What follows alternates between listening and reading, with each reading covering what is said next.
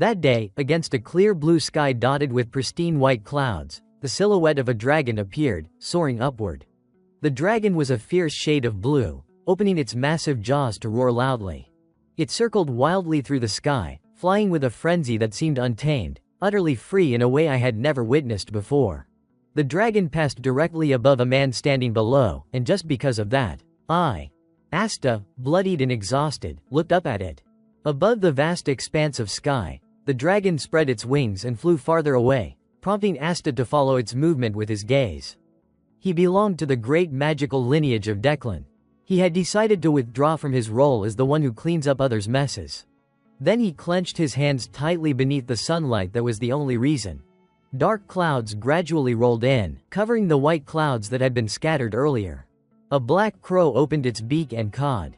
Suddenly, a powerful voice echoed, "Now, you're the last one remaining." The crow flapped its wings and flew off, joining the rest of the flock, while below, Asta was using magic to strangle someone. The green-haired man, in pain and helpless, said, "First, you have been hiding your true strength." Asta did not respond, only letting out a faint, calm smile. Not long after, he replied, "This is not the power of a mere cleaner." Then he affirmed, "I am the one asking the questions here." Holding a book in his hands, Asta asked, "This is a magic tome, is not it?" The green-haired man, pale and trembling in pain, stammered, "Yes." In that vast space, it was just the two of them. The green-haired man continued, "Do you really think we came here only to take down a hunting dog?" Asta, showing no intention of letting up, responded, "If it were trash from the Declan lineage like you, perhaps the whole pack would have come." He glanced at the other man casually and asked, "So, how do you use it?" The man refused to answer. "I do not know," he said. Hearing this, Asta looked at him thoughtfully. If that greedy Declan had known, he would not have buried it in that dusty basement. Asta stared at the book in his hands and reflected. He did not even know how to use it, yet he had been chased to this extent. Immediately, Asta drew a conclusion, that alone proved how valuable it truly was. Suddenly, the green-haired man spoke, drawing Asta's gaze, hand over the magic tome. Even in a vulnerable position, he tried to threaten, "I will beg the leader to spare you. Maybe you will even get to return to being a cleaner." Asta showed no fear, only a faint, knowing smile. He maintained his magical grip around the green-haired man's neck. "And what authority gives you the right to say that?" Asta countered, threatening in return. "Fine then. Any last words?" Asta asked, as the man writhed in increasing pain, groaning, "You wretched." Asta responded to his mocking complaints with a calm remark, "Oh, so you have finally accepted yourself. Well done." Suddenly, a slow, cane-supported footstep approached, making Asta flinch instinctively. He turned around, and the danger was palpable. A man appeared, surrounded by streams of red light. "You have quite the intuition," he said. Asta fully turned to face him and muttered to himself, "Anyone who carries such murderous intent." The man gripped his staff tightly. "It is a pleasure. I am Farron von Declan." He introduced himself calmly, the patriarch of the Declan magical lineage, the most prestigious magic family in the Eastern continent. Hearing this, Asta was astonished.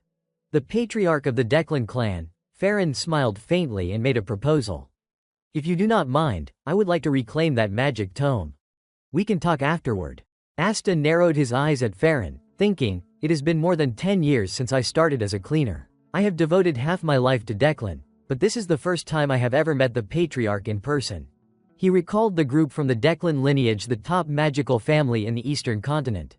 The imposing image of Farron filled his mind. The patriarch was said to be the strongest mage in their history.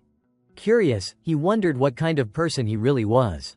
But in reality, Farron wore a profoundly kind smile. Seeing this, Asta froze, thinking, this is going to be troublesome. Farron, too, looked helpless at Asta's blank expression, then fell silent. Immediately, Asta lifted the book in his hands and asked, "Are you really going to take another person's spoils so casually? Do not you feel ashamed?" Farron did not respond verbally. He just laughed. And so, the two of them stood facing each other, each smiling in their own way. Asta forced a strained smile and scolded himself. "I should not have eaten that dragon. The patriarch shows up personally, what terrible luck." His hands trembled. This magical energy is not something to mess with. He is the most overwhelming mage I have ever seen. Farron slammed his staff into the ground, shattering stone into fragments. It would be easier if I just killed you and took back the tome, he said, but I will speak plainly. His tone turned cunning. Return under the Declan banner, hand over the magic tome, and I will overlook everything you have done. Asta remained silent, giving no reply, while Farron pressed on. Your talent is truly impressive. Watching you fight, I can't believe we did not notice sooner. Just a filthy drifter from the Grey District, practicing the same trash techniques cleaners use. He remained standing there, staring at Farron as he tried to tempt him. With strength like yours, if you had the backing of the Declan lineage, how high could you soar? Asta's eyes nearly drooped in exhaustion and frustration, imagining just how far Declan could reach if he himself became their sword. Farron continued to paint a picture of advantage for Asta. Together, you would stand by my side, making Declan even greater. You would be remembered in the annals of history. In the gray, overcast sky, a dragon spread its wings, flying back toward Declan. Farron concluded, of course, you must still return the magic tome. Asta replied succinctly, fine. Farron's smile was warm. Good. Then let us begin. But first, I have one condition. Asta gave a mocking grin and looked at Farron, sneering, hand me the position of leader, and then I will consider it. Farron also smiled, though veins began to stand out on his face. A subtle sign of tension. Asta clenched his fists, emitting a blue glow, and asked, you have been watching the battle, have not you? Below, the green-haired man gasped, his tongue lolling from the pressure around his neck. His head was twisted sharply to the side. Asta pressed on confidently, did you count how many people died because of this? That act succeeded in enraging Farron, his face darkening with fury. Yet he remained calm, standing there. So this is how it will be. You could die, you know that, he warned. Hearing those words, worry flashed across Asta's face. He stood silently for a moment, thinking, he is right. Suddenly, rapid footsteps struck the ground. Asta leapt high into the air, fists raised in exhilaration. Yes, this is perfect. Two streams of light, white and red, collided as the two of them faced off. Asta's face contorted with rage as he yelled, you won't know which is long and which is short until you actually measure it. Farron replied calmly, very well. Seems I need to show you my position. He pointed to the red circle before him, preparing for something. Farron stood below, allowing Asta's attack to come at him. He kept his hands on the circle with complete composure, his expression unnervingly serene. It seemed Asta had been struck by the technique, his face shifting in color and expression. This madman. From above, Asta dropped quickly toward the ground, landing nimbly on his feet to absorb the impact. As he fought, his mind wandered. So this is the patriarch of Declan. Asta lunged forward, yet kept glancing back cautiously. There was not a single gap in his defense. Suddenly, a voice rang out, losing focus, are we? He intercepted the beam of light from ahead. Farron asked calmly, did not you say you would only know if you measured it? Some things you do not need to measure to understand. Asta stood there, placing his hand on the red circle, and lifted his gaze skyward. Farron affirmed with gravity, just like the distance between you and me. A sudden flash of golden light burst forth, illuminating the entire area. A massive red circle formed around Farron to shield him. He spoke, I won't kill you just enough to bruise you. So, are you ready to talk now? Farron looked up at the gray, overcast sky. He suddenly laughed. And what if I bowed now? What if I agreed to return under Declan's shadow? Do you think I would trust you? On the other side, Asta focused on casting his magic. His face was streaked with blood. His wide eyes made him look terrifying. Do you think I would trust you? Immediately, he launched an attack, shouting, I am sick of eating scraps, got that? Asta's strike slammed down toward Farron with tremendous force. Farron's expression turned cruel as he yelled, who wants to go back to being a dog? Just because of a shiny chain and a big house does not mean it is not still a kennel. Farron nonchalantly jabbed his staff into the ground, sneering, pathetic. Almost instantly, a red circle materialized beneath him. The light from the circle surged outward, hurling Asta back across the ground. Farron raised his hand to control the red circle, looking up. Let me show you. His tone suggested he was preparing to strike a decisive blow, demonstrating the overwhelming power he wielded. At that moment, Asta knelt on the ground, glaring upward and cursing, you bastard. From above, streaks of violet lightning struck down from the sky. In retrospect, that was the reason. Asta recalled the pitiful look on his own face from that day. The day he had lifted his head to the sky. The gray, overcast sky held the sight of a dragon taking flight, gliding freely above him. The memory of his own intense pain surfaced as well, along with the reason that had made him lift his head that day. Farron remained there, leaning on his staff, speaking calmly. Impressive. I thought you were dead, yet you still held on. Then, with a hint of mockery, he asked, so, have you felt the difference in our strength? Asta, his face covered in blood, stared at Farron without replying. Finally, he admitted it quietly, you are too strong. Farron stopped and asked, do you wish to finish what remains unfinished? Are you ready to talk now? Asta, covered in wounds and narrowing his cold eyes, asked in return, so you want me to return to being a cleaner? Farron raised a hand to his chin thoughtfully and replied, oh, I never said that. I did not tell you to be a cleaner. Immediately, Farron laid out his true request. I want you to become the patriarch of Bongshan. Hearing this, Asta could hardly believe it. His eyes widened in shock. The patriarch of Bongshan. Farron's overwhelming presence became tangible. The Declan lineage, the most powerful magical family in the Eastern continent, capable of challenging even thrones, now desired his loyalty as if he were a vassal. Asta slowly drew the book from his hands and asked, so that was your true goal all along, was not it? Farron, dismissing the question lightly, replied, you are still underestimating your own value. I want you in that magic tome as well. After that, the two of them fell silent, simply looking at each other. Asta extended the book toward Farron. Good. You made the right choice. Farron smiled and took it, signaling that all of Asta's past misdeeds were forgiven. Then Farron's tone shifted, emphasizing the honor that remained. Now, there is only glory when standing alongside Declan. Suddenly, the book in Asta's hands began to emit a violet light. Farron's face darkened. What are you doing? Asta glared at him and said, what do you think? You said I could hand it over, as long as I did not mind it being burned to ashes. Did not you? Farron's anger surged, veins standing out on his face. You will never die easily, he growled. But Asta cut him off.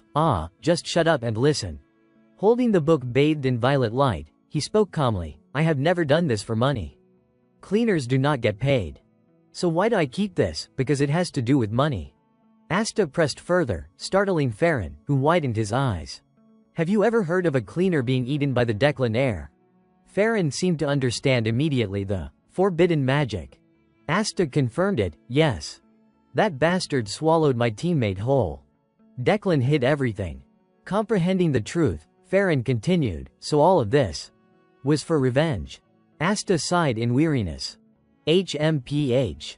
Why should I even do that? I know how worthless a cleaner's life is. My teammates too. He glanced with his piercing blue eyes and stammered, I just. Through the gray clouds, warm rays of sunlight began to pierce the sky, as if to ensure that they would obtain what they sought. Asta smiled faintly, but that requires a lot of money. And more than that. Finally, he concluded, I have decided to retire. I will never return to that kennel again. Farron remained silent, waiting. Consider that your final words. Then he snapped his fingers once. A blue flame surged forward, surrounding Asta. Farron turned away and said, this is the precious azure flame of Declan. A flame that never dies. He glanced back. Burn within it, and regret your choice to your very core. Asta stared defiantly. Regret? Hell no. Farron's back gradually disappeared from view. If the only option left was to be a dog for Declan, Asta thought, he would rather return to the Grey District. And if he could not return, then dying would not be so bad. Sitting within the blue flames, he still smiled contentedly. He laughed loudly, joy breaking free. How long has it been since I felt this free? Asta's expression softened with melancholy. It is a pity I cannot escape death. Yet even engulfed in flames, he thought, it is a pity I cannot escape death, but I do not regret it. If I were born again, I would seek freedom and revenge properly, hundreds of rivers flowing into one sea. Surprisingly, Asta remained unharmed. What the hell? He recalled Farron's retreating back and wondered if everything had finally stopped. Asta stood behind a boulder, peering back. He held the magic tome in his hands. Then he let it go, letting the blue flame engulf it. He watched in astonishment. What the hell? A golden circle suddenly appeared. Asta still did not understand what was happening. What in the world is going on? A coin clinked as it fell into an old, worn bucket. Asta, in the form of a young boy, dragged the bucket along as he begged for coins. He froze in place, stiff and bewildered, asking himself silently, "What is this? I was being burned alive, was not I?" Something felt off.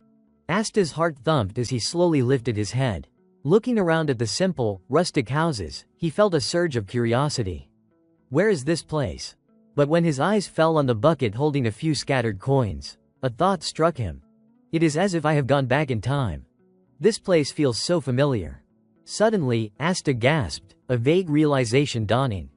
That is right. I remember now. This was the Gray District, the place he had once dragged himself through day after day, before becoming a cleaner. People bustled past without paying him any attention. He looked down at his own hands, still unable to believe this miraculous turn of events. No. Could it be? I have really gone back in time. The sky above was a brilliant blue, sunlight soft and warm. The streets of the aging Gray District had gradually quieted. Asta slumped by the riverbank, staring in stunned silence. What the hell just happened? He gazed at his reflection on the water. Though his face betrayed no expression, inside he was deeply confused. Muttering to himself, he whispered, "This is me. But me as a child." Suddenly, a magical circle appeared faintly within his chest. Asta's mind went blank for a moment. If anything here confounds me, it is this mark. I have gone back in time, yet this still remains with me. Sitting in the lush green grass under the blazing sun, he pondered for a while, gradually reaching a tentative conclusion. I do not know how, but the magic tome must have done something. Still, thinking back to the book's appearance, he hesitated. Could it really have this power? Yet recalling that the lazy patriarch of the Declan family had appeared in person made it clear how important the book truly was, and precisely because it was so important, no one knew anything about it. Finally, he pushed aside the tangle of thoughts and told himself, it does not matter. After all, this seemed like a good thing. It is too real to be a dream, so I can't believe this is just a dream. Looking at the water before him, he grimaced inwardly. The stench of Sile's lecture hall drains is revolting. I am definitely still alive. He waved his arms experimentally, half floating in thought, realizing he was not just surviving. Shaking off that stream of thoughts, Asta's spirits lifted. He clenched his fists with determination. A morning full of life and energy stretched before him, a situation where anything could succeed. Yet he still pondered quietly to himself, then. What is success? Under the blazing sun, he closed his eyes briefly and whispered, I once had a dream. Yes, I once had a dream. This was also the dream of my comrades, Asta thought, letting his mind drift in hazy memory, recalling the old days when he and his teammate gazed off into the distance together. And then, thinking of the reason he had decided to retire, Asta suddenly turned to the person beside him and called out, Number 1. I mean, Aster. Aster did not turn his head toward him, but asked indifferently, we were born to wander the Gray District. We have nothing, no good food, no fine clothes, no education. Which of those do you think hurts the most?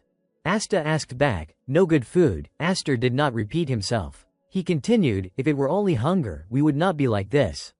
If we can't eat, we would just endure. Then he probed further, but what do you think dragged our lives down into this sewer? Unlike Aster's subdued tone, he kept goofing around, playing pranks and answering casually, I do not mind it at all. Aster, annoyed by the teasing, still tried to speak seriously, but Aster cut him off blandly, I told you I do not mind. Aster reached the limit of his patience and shot Asta a look that was anything but friendly. Seeing that, Asta stopped teasing and, helplessly, said, all right, fine. I will tell you. Look at his eyes. Only then did he listen seriously as Aster spoke, not having an education is the cruelest thing. If we had been taught properly, we would not have to live like this, trod under the heels of those filthy nobles. The two of them stared out toward the sunset on the horizon. Aster went on, so if one day I get to retire. He trailed off and unconsciously beamed. Back in the present, Asta finished his thought with a smile, build a library. He vaguely pictured that vision, a place where anyone regardless of wealth, status, or gender could read freely. But I want to go one step further, he thought, then raised his hand and looked up at the blue sky. He dreamed aloud again, build a tower. No reason, just because I like tall things. Put it anywhere. At the thought, Asta could not help but whisper, any book will do, but there is one book that absolutely must be there. The more he imagined it, the more excited he became. He laughed maniacally with delight. I will put Declan's most secret manual right in the main hall on the first floor, so even a Grey District beggar, some noble's bastard, or a butcher can pick up a copy. The book's cover would bear Declan's emblem, and inside would be the secret techniques they valued more than life itself. He dreamed bigger and bigger. Thinking about everyone holding that book hand in hand, he could not help but exclaim. Just imagining it made his mouth water. But one problem remained: how to get that book. The sky grew bluer still. He folded his arms and nodded, muttering happily, well, that'll be my job in the future. If I spread Declan's manual everywhere, they will love it to death. Suddenly, a foot slammed into his face. Someone shouted, that is it, this is the one. Asta was knocked flat to the ground. The boy who'd hit him yelled, you bastard, I have been looking for you. I saved a spot for you and you hide here. Do you want to die? With those venomous words, he began to punch and kick Asta mercilessly. Asta's whole body ached, utterly bewildered by what was happening. He instinctively clutched his head, thinking to himself, who is this kid, in ambush? But he had survived countless battles. Except for aerial combat, he was a seasoned cleaner. With that thought, he boldly grabbed the foot that was stomping him, stopping the attack. The boy froze in shock at Asta's action, but quickly recovered, shouting, oh, you dare block my strike. Asta's cold, measured voice slowly uttered each word, you hit me 7 times. So now take 70 in return. His expression turned icy, his entire body radiating killing intent. The boy instinctively felt fear. Seizing the moment, Asta prepared to land a punch straight to the kid's face, but his hand suddenly cracked with a sharp, bone-snapping sound. He withdrew his fist, dumbfounded, thinking, what the hell, it is glowing. While he hesitated, the boy swung a punch directly into Asta's face, shouting, you bastard, you dare hit the bot. You brat, you actually touch me, are you insane? The boy continued, mercilessly hammering Asta with punches and kicks, sending him sprawling to the ground. Asta could not resist, curling over to protect his head, tears streaming down his face. Helplessly, he thought, it hurts. Hurts so bad it could make me cry. But the pain in my heart is worse than my body. The boy accidentally kicked a rock and fell backward. A sack tumbled into the water. Seeing this, Asta thought, now's my chance. The boy scrambled to his feet, shouting again, you little brat. Seeing Asta running off, he roared in anger, where do you think you are going? Asta shouted back, this is not running away. Suddenly, he turned to face the boy, his expression cold. I will remember your face. In his mind, he calculated strategically, this is a tactical retreat. The hits you landed on me, I will wear them on my chest like medals. I am a seasoned cleaner, a man who does not know the meaning of giving up. In a corner of the street, Asta examined his hands, muttering quietly, damn it. This is not good. Looking at his bruised, swollen wrist, he worried aloud, I am not some office drone. Yet just a few punches and my wrist is dislocated. This body is way too weak. He banished the grandiose thoughts from his mind and resolved, forget the tower. First, I have to fix this body. At that moment, a voice called out, Asta, are you hungry? He saw a boy approaching him. Rubbing his wrist, Asta looked up at the boy and asked in return, you know me? Damien replied honestly, no. Asta turned his face away, scanning the boy carefully. He silently assessed him, yeah, I would guess so. He looked pitiful, yet his clothes were expensive, probably a scion of some noble family ousted in a power struggle. In other words, a walking time bomb, beautiful and dangerous. Damien stood still, quietly watching him. Asta called out tersely, kid. Damien pointed to himself and introduced, I am Damien. Asta was about to continue, anyway, but when Damien cut him off, saying, my mother's Bianca. Hearing that, Asta froze, speechless. Irritated, he thought, why do I suddenly feel like I am learning things I should not know? After a few seconds of silence, his frustration broke through. Half scolding, half questioning, he snapped at Damien, are you out of your mind? But Damien innocently replied in his own way, I do not have a mother. Realizing he would misspoken, Asta felt a pang of guilt, oh. That is my fault. Still, outwardly he maintained a firm, decisive tone, well, I do not have a father either. So that is even. Now let us part ways here, understood. Internally, he reasoned that it was best not to get involved with such a volatile kid and to leave before things got messier. Yet Damien remained motionless, neither leaving nor speaking, just staring at him. Asta's patience ran out. He asked bluntly, "Are not you going to leave?" Damien answered honestly, "I will go with you." Asta, irritated, thought, should I just smack him? But he did nothing, only gruffly warning, "Step aside." Suddenly, Damien reached out, touching him gently, concern in his voice. "Hey, does it hurt there?" Then, smiling brightly, he said excitedly, "I will fix it," while simultaneously performing magic. Seeing the magical circle Damien conjured, Asta blinked, dumbfounded. "What is that?" Damien, noticing his curiosity, replied cheerfully, "Magic." Asta had an answer in his mind, but something about it unsettled him even more. No, this was not just ordinary healing magic. The light that flowed from it, an advanced healing technique tied to the Blandor family. The Saint clan once crushed by Declan triggered a distant memory, vaguely surfacing in his mind. His instinct screamed a warning, that filthy, dangerous thing that any seasoned cleaner would avoid is now clinging to me. Unconsciously, his gaze locked on Damien. Questions flooded his mind. Why was a Blandor child in the Grey District? At this time, the Blandor family should still be at its peak. Without overthinking, he urgently called, "Damien, Damien, hey." Startled, Damien exclaimed, then smiled brightly and asked, "You called me?" Asta froze, stunned, muttering a curse under his breath, "Damn it." Seeing Damien's heterochromatic eyes clearly, Asta suddenly snapped awake, a few realizations striking him at once. "I remember now. A person with Blandor blood has those unusual eyes.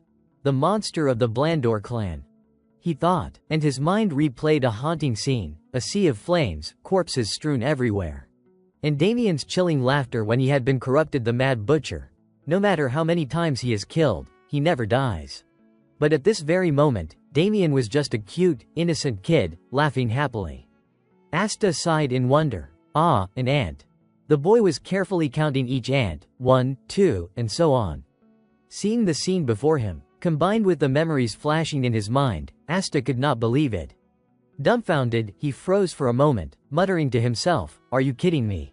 A few people in black cloaks charged toward the light. "Back when I was a collector, before the time rewind, I had once been sent to the Blandor clan under orders from the Declan family. The past life," me complained irritably. "Damn it, if this is the Blandor family's business, why bother dragging us into it?" The person beside him replied, "Well, it is not like we can understand the schemes of the upper class." Another one suddenly leapt close to him, saying, "I heard in the soft territory there is a monster. Rumor says dozens have died." He frowned, pondering. A monster, like. Not an ogre, right? But then, his expression shifted to one of fear.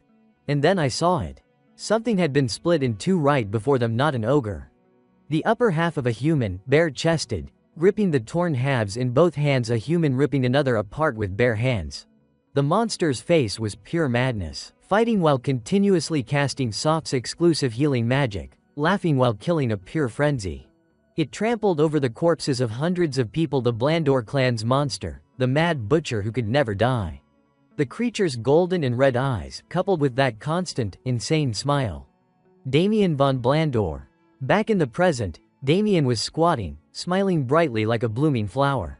He began counting, under Asta's scrutinizing gaze, 1, 2. Asta glanced at him, full of doubt, thinking, is this for real? Why is the legitimate son of the Blandor family, the clan leader's only son, living in a place this dilapidated? The next instant, Damien stood up and shouted, "Food." Instinctively, Asta blurted, "What?" Damien grinned brightly, "Come on, eat. Mom said if you want to stay healthy, you have got to eat well. Sickness comes from not eating enough." Asta silently agreed. In his heart he was right. Brushing off his pants, he stood up. Though no words of reproach were spoken, the sting of the blows still lingered. Then he asked, "So, do you have any money?" Without hesitation, Damien held out a bag of gold coins. "Here." Suddenly, Asta slung an arm around his shoulders. Damien looked at him curiously. "Huh?" Asta gave a bright thumbs up and suggested, "Let us be friends, okay?" "What do you mean?" All of a sudden, Damien asked. Asta, shameless, looked up and continued, "I mean, friends are friends, got it, and friends share what they have with each other." In the next instant, Asta's eyes lit up as he pointed ahead. "Let us go, my friend. Time to eat." Damien's eyes sparkled as he echoed, "Friend." Under the sunset sky, Damien suddenly asked, "So, what do you have?" Asta replied casually, "Me, I have got a friend now." That sounded pretty cool. Night fell over the small inn tucked among other houses. Asta opened his mouth and let out a loud burp. Asta rubbed his round belly and sighed in satisfaction. That meal was really good. After washing my face, I feel even more refreshed.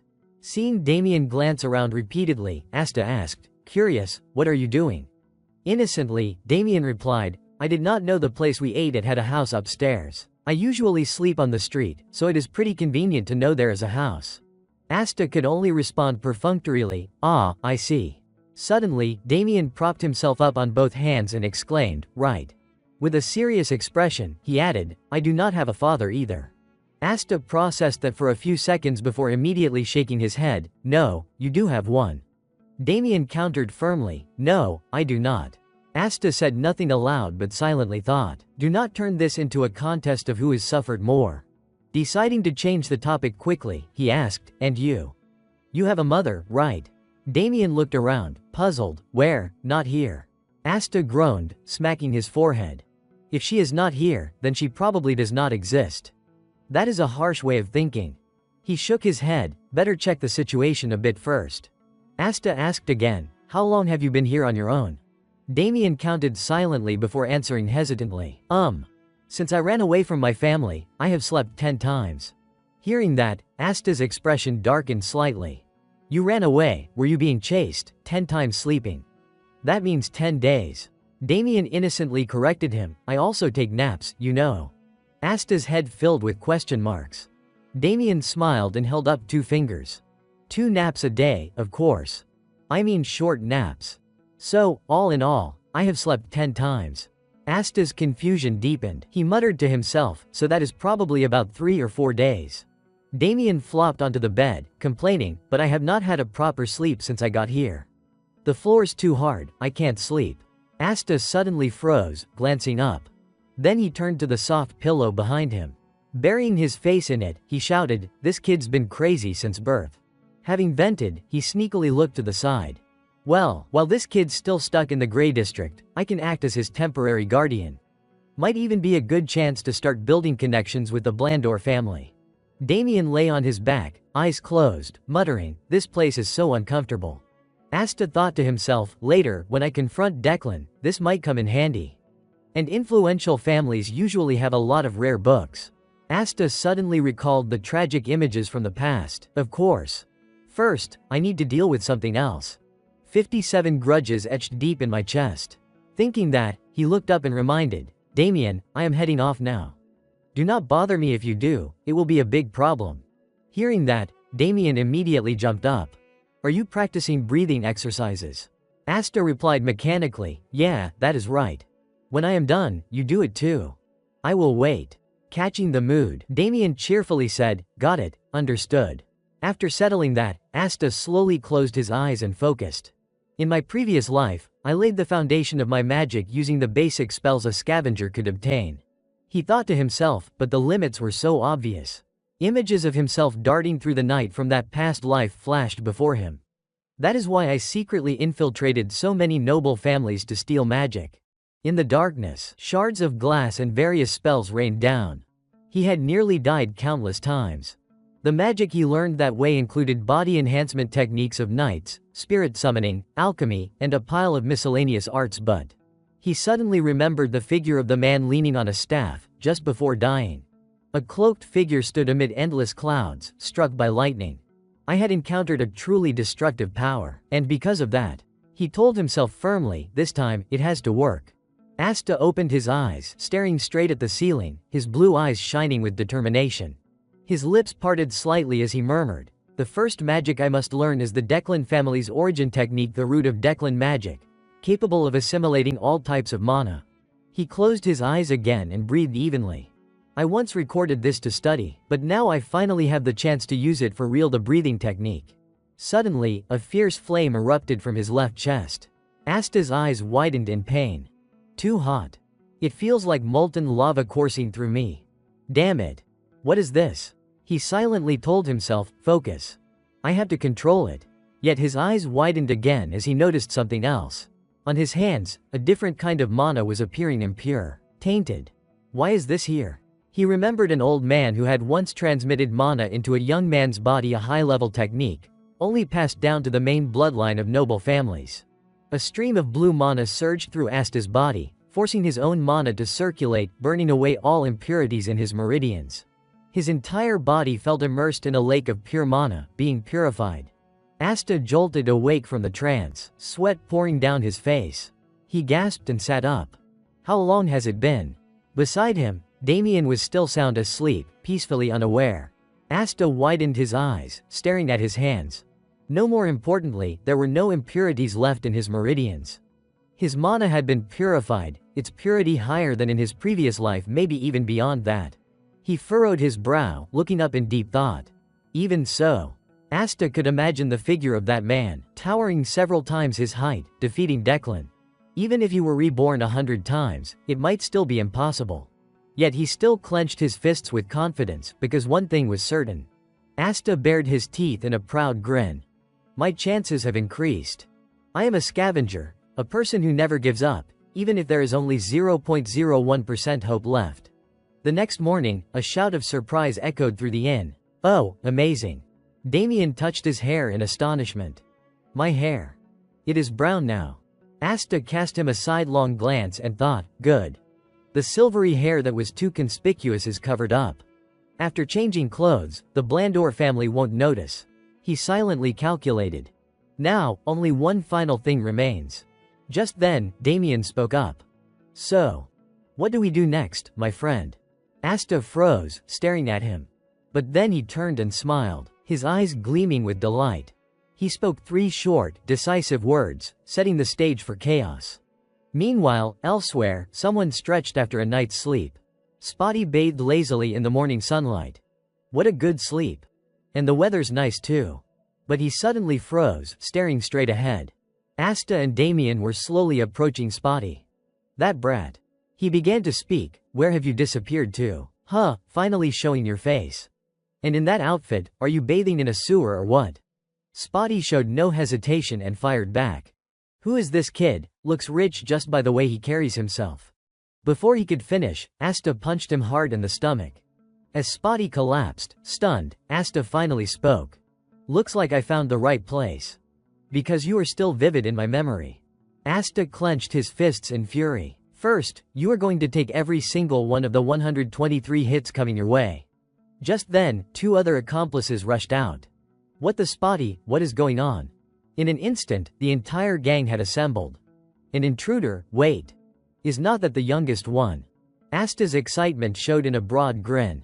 All familiar faces. This is terrifying. Both he and Damien wore strange, dark expressions.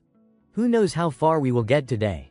Damien suddenly asked. So, what are we playing, my friend? A powerful punch landed squarely on the young man's face, twisting his jaw and sending him sprawling backward. But Asta did not stop there. He followed up with a decisive strike to the stomach of the next attacker, sending him bouncing backward and rolling several times across the ground. Asta moved freely, his fists swinging without holding back against anyone. Even with the entire council's crowd surrounding him, no one dared to touch him. Standing to the side, Damien could not help but watch in awe. Asta's fists clenched tightly, mana gathering within, compressing the power before unleashing a relentless series of attacks. Damien's eyes sparkled with excitement. Amazing. As he fought, Asta glanced toward him and reminded, Damien, this is what people call peak performance. Damien let out an impressed "oh" and immediately imitated him, praising, absolutely top tier. Just then, one of Asta's targets collapsed unconscious right at Damien's feet. Quick as a flash, Damien knelt, placed his hands on the man, and gently channeled healing magic. It is okay, I will take care of you. Once healed, the man regained some composure and whispered a faint thank you. But Asta was not done. He suddenly appeared beside the man like a shadow, lifting his shirt and asking, how many hits has it been so far? Then came a harsh sequence of sounds, thwack, crack, interspersed with continuous screams of agony. Asta fought from morning until late afternoon. One by one, people fell, yet Asta remained vigorous, fists flying without fatigue. When someone tried to sneak away unnoticed, Asta immediately caught him and slammed a staff onto his backside with a crisp, resounding crack. Then Asta slowly approached and asked, "How many times were you hit?" The young man clutched his reddened backside, stammering, I lost count." Asta called over, "Hey, friend." Damien ran up eagerly, "Is it my turn now? My turn now?"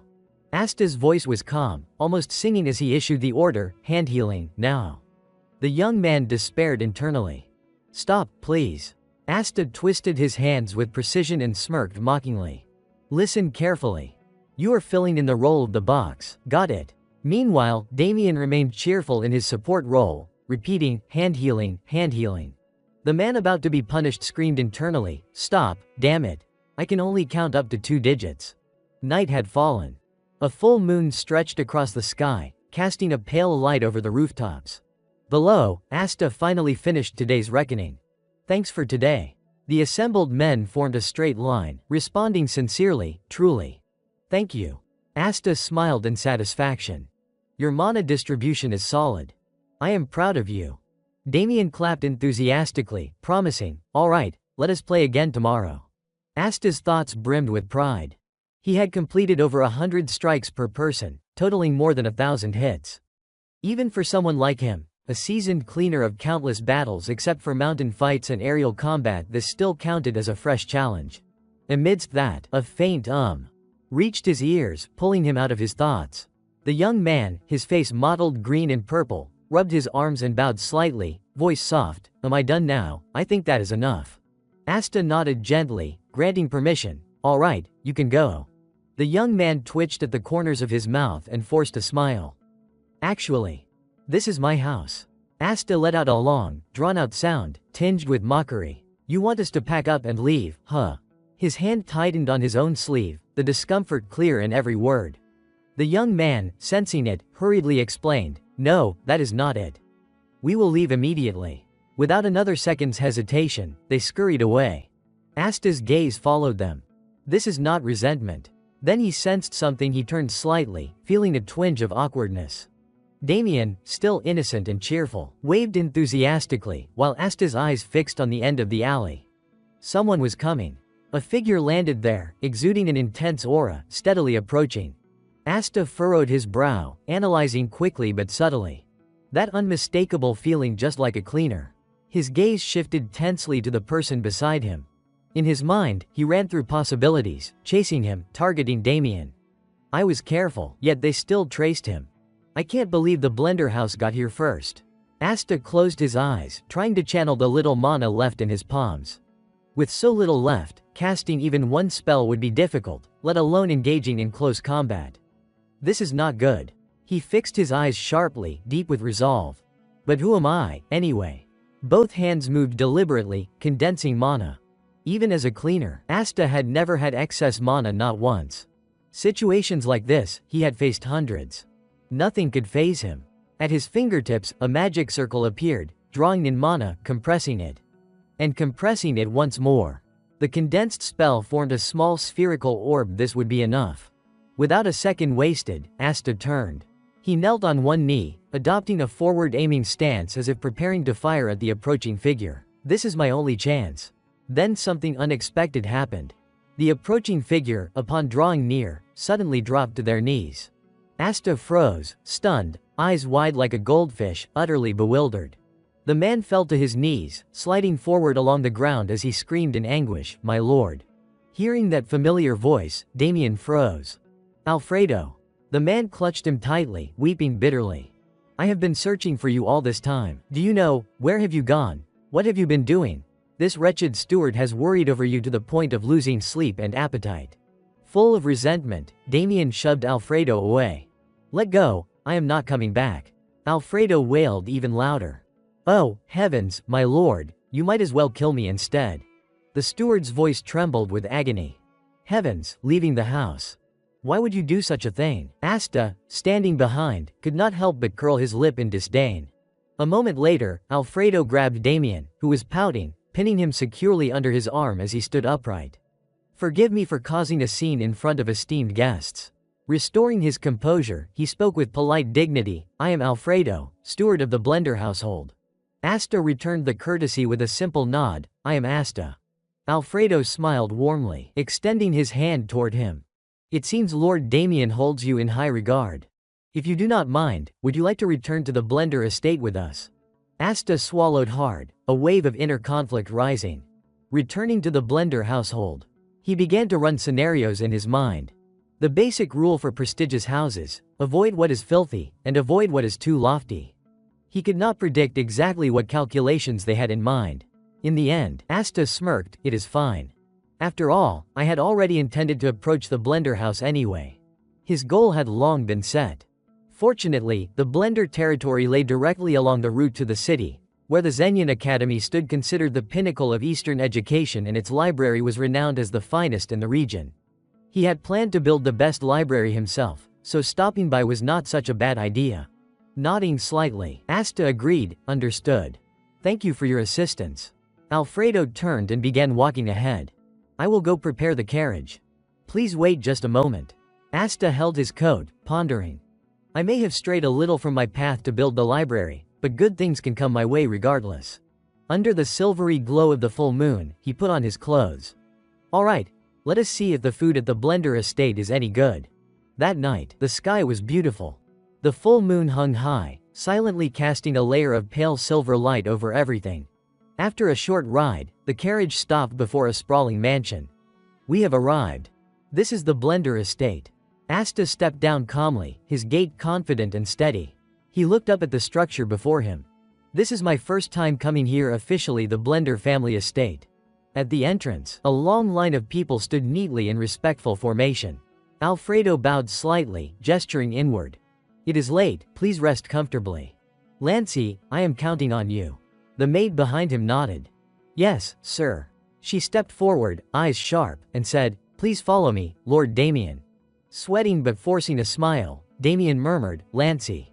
The door closed behind them with Damien's shouted words echoing, "I have made a mistake, Lancy."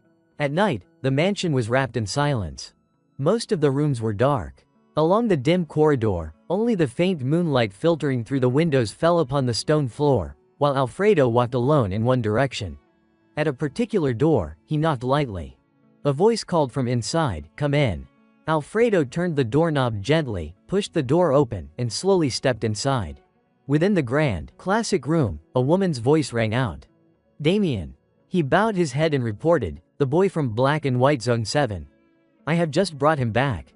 The chandelier above glimmered, and after his words, the atmosphere grew strangely silent.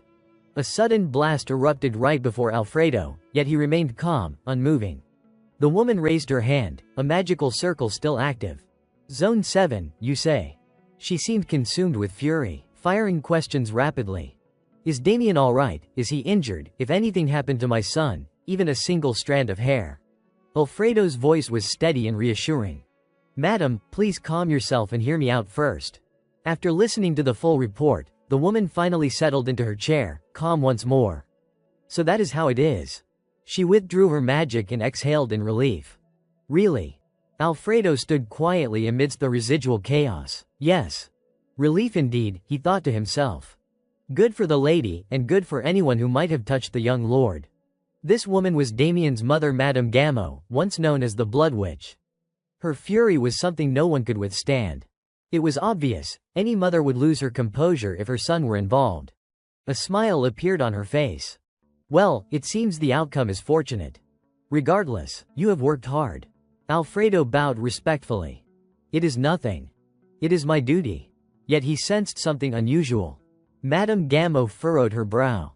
"Unusual?" she inquired cautiously. "You mean the friend the young lord has befriended this time?" Asta, correct. Is there something about this friend? Alfredo narrowed his eyes, a dangerous glint within them.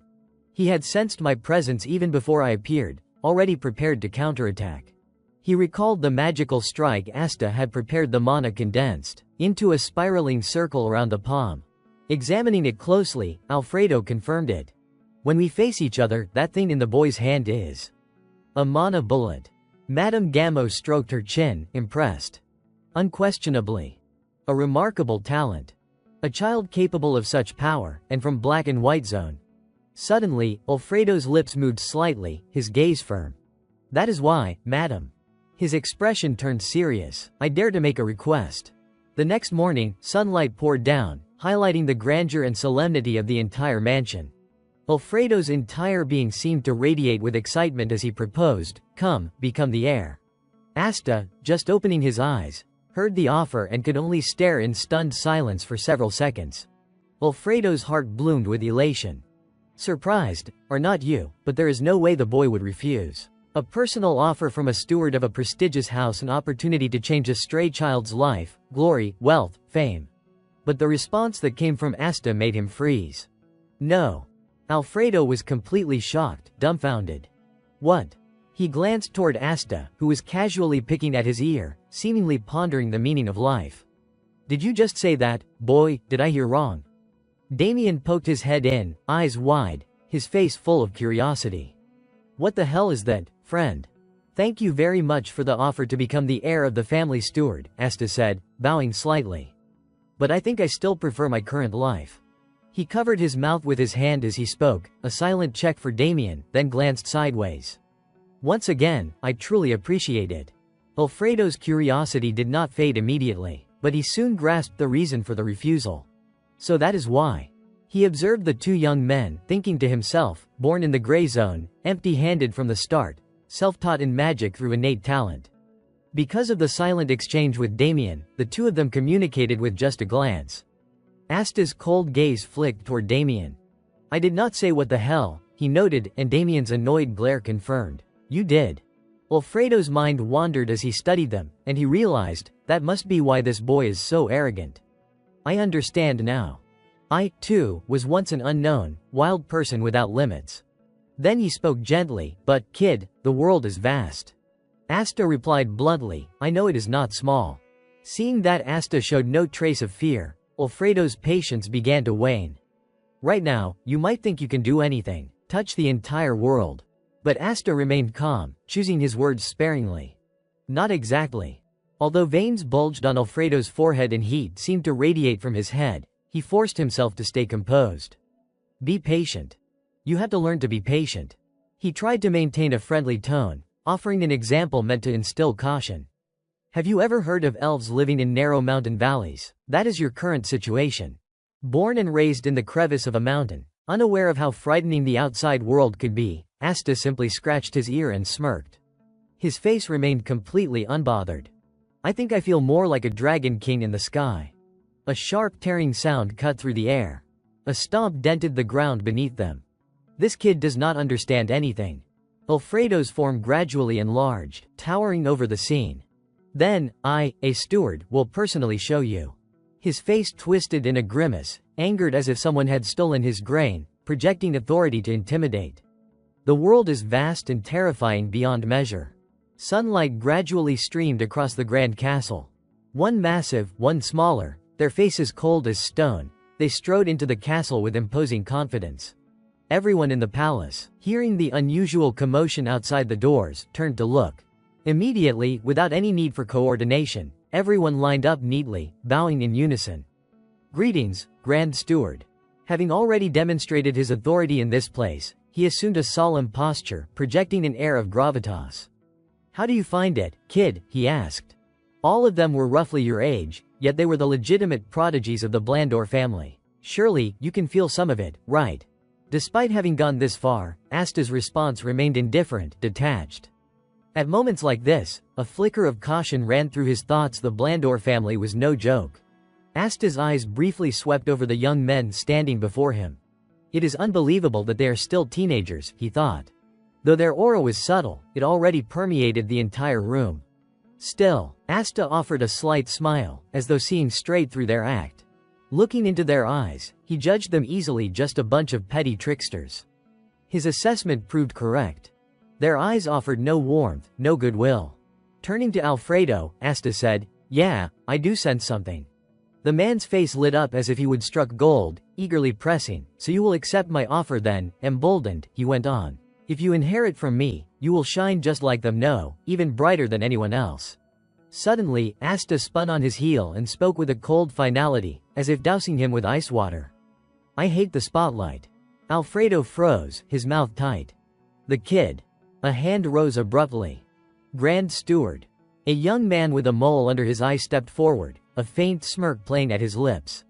"An apprentice," he said, "do you have something to say?" Confidently, he voiced his thoughts. If that boy truly sensed anything, he would not have refused the offer. But judging by the way he flatly rejected it, I would say he has not even begun to take in enough. Asta regarded him calmly, expression unreadable. "If permitted, I would like to give him an experience." The man asked again, "You want a spar?" He shrugged, smug. "Not exactly a duel, just a taste of what magic really is." Alfredo observed him from head to toe, silently assessing. Arrogant, but not bad. Then, his expression softened with a hint of humor as he turned back to Asta. "Kid, what do you think? How about a simple match with him?" Asta sank into his own thoughts. "I know exactly how they see me, a thorn in their side." To the untrained eye, the others laughed and chatted cheerfully, but deep down, they were devils wearing human masks.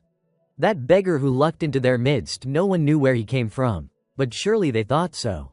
Asta pointed forward at Alfredo and asked, "Can I choose my opponents? Let us see what you have got." Without hesitation, he then pointed decisively at the person who had suggested this little game. "You." Thinking one opponent would suffice, he continued pointing at several more, leaving even Alfredo standing nearby momentarily stunned. You, and you as well. I will take on all 5 of you at once." Just hearing that, the initial smug, self-satisfied expression on their faces vanished, replaced by surprise and 3 silent question marks floating in the air. Asta flicked a few fingers provocatively, his gaze and voice colder than ever. "Scared, then die."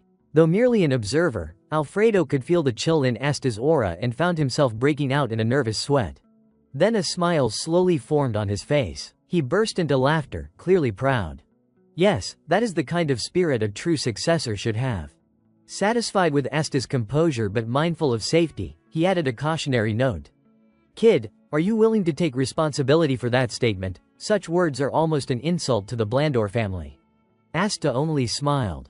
"I will take responsibility." Hearing that firm declaration, Alfredo quickly signaled for the challenge to begin. "Good, then let us start. 1 minute.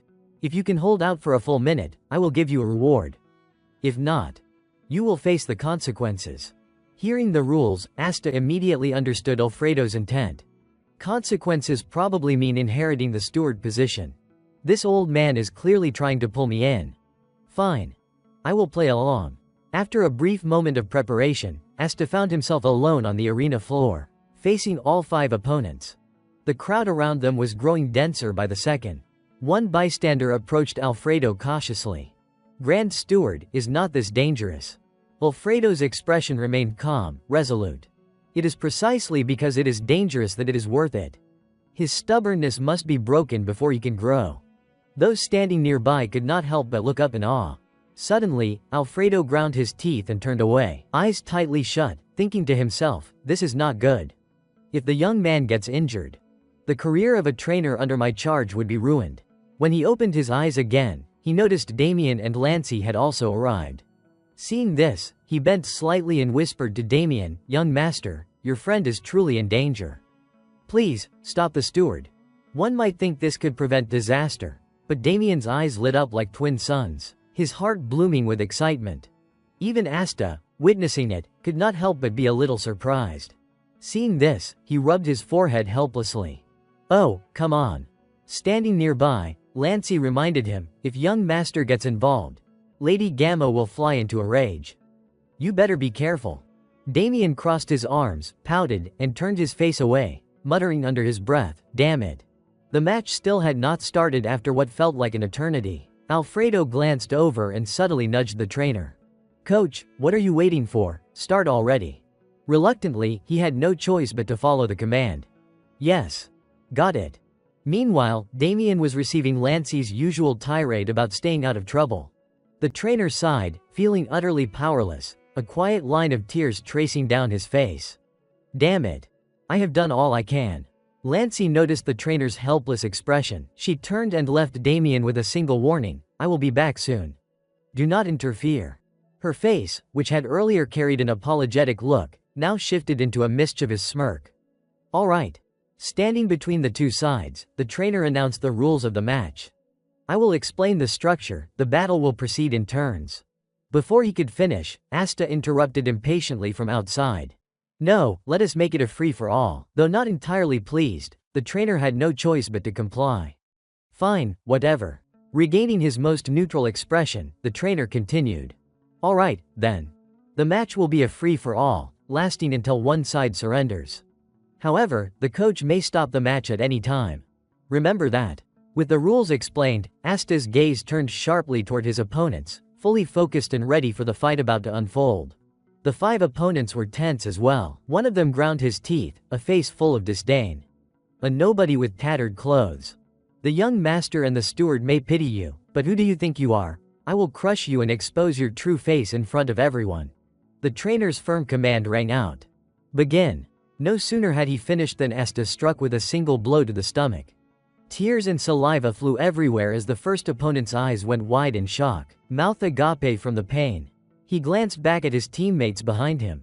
The remaining 4 were writhing on the ground in agony, little better off than him. Looking at the boy in front of him, he began to hesitate. Even so, Asta's aura remained unchanged. His gaze and smile were the same, steady and unfaltering.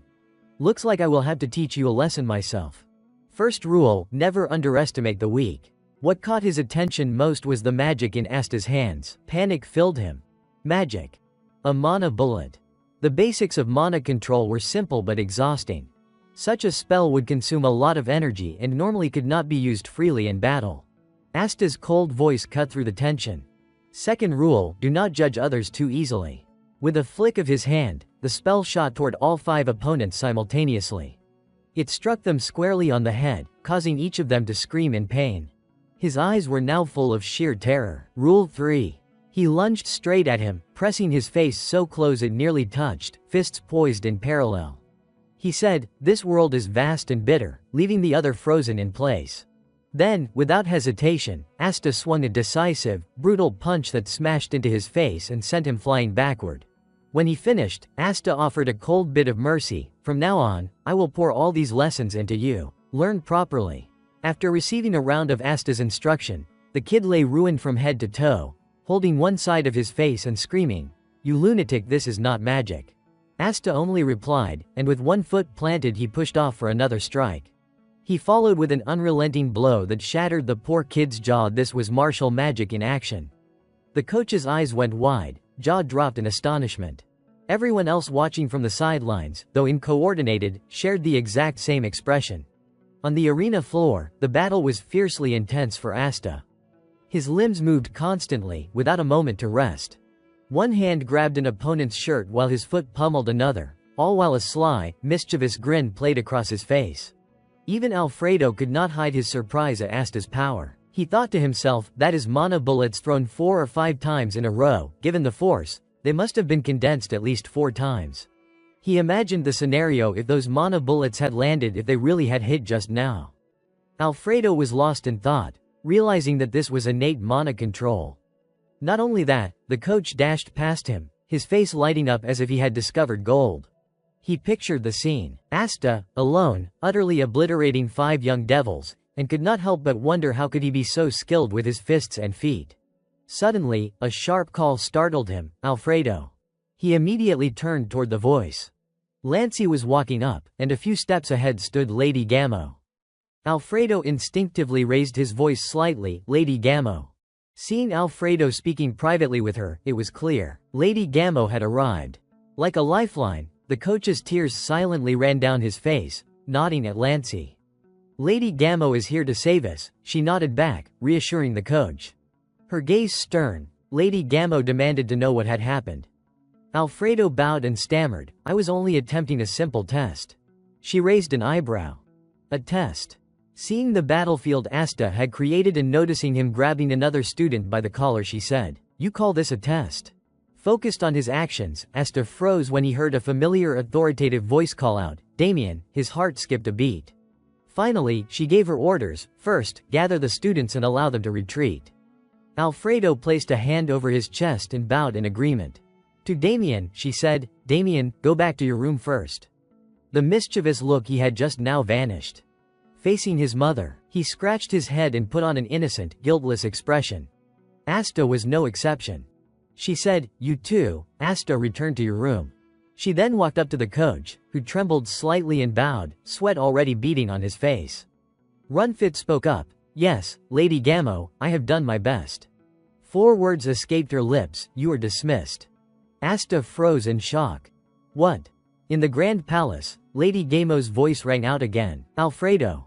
Yes, madam, he replied. She stood holding a teacup, her gaze sharp yet composed, and addressed the butler. I understand your intentions, but this time you have gone too far. Without hesitation, Alfredo bowed deeply, sincere. I apologize, madam. I accept any punishment you deem necessary. Lady Gamo set her teacup down, but her questioning continued.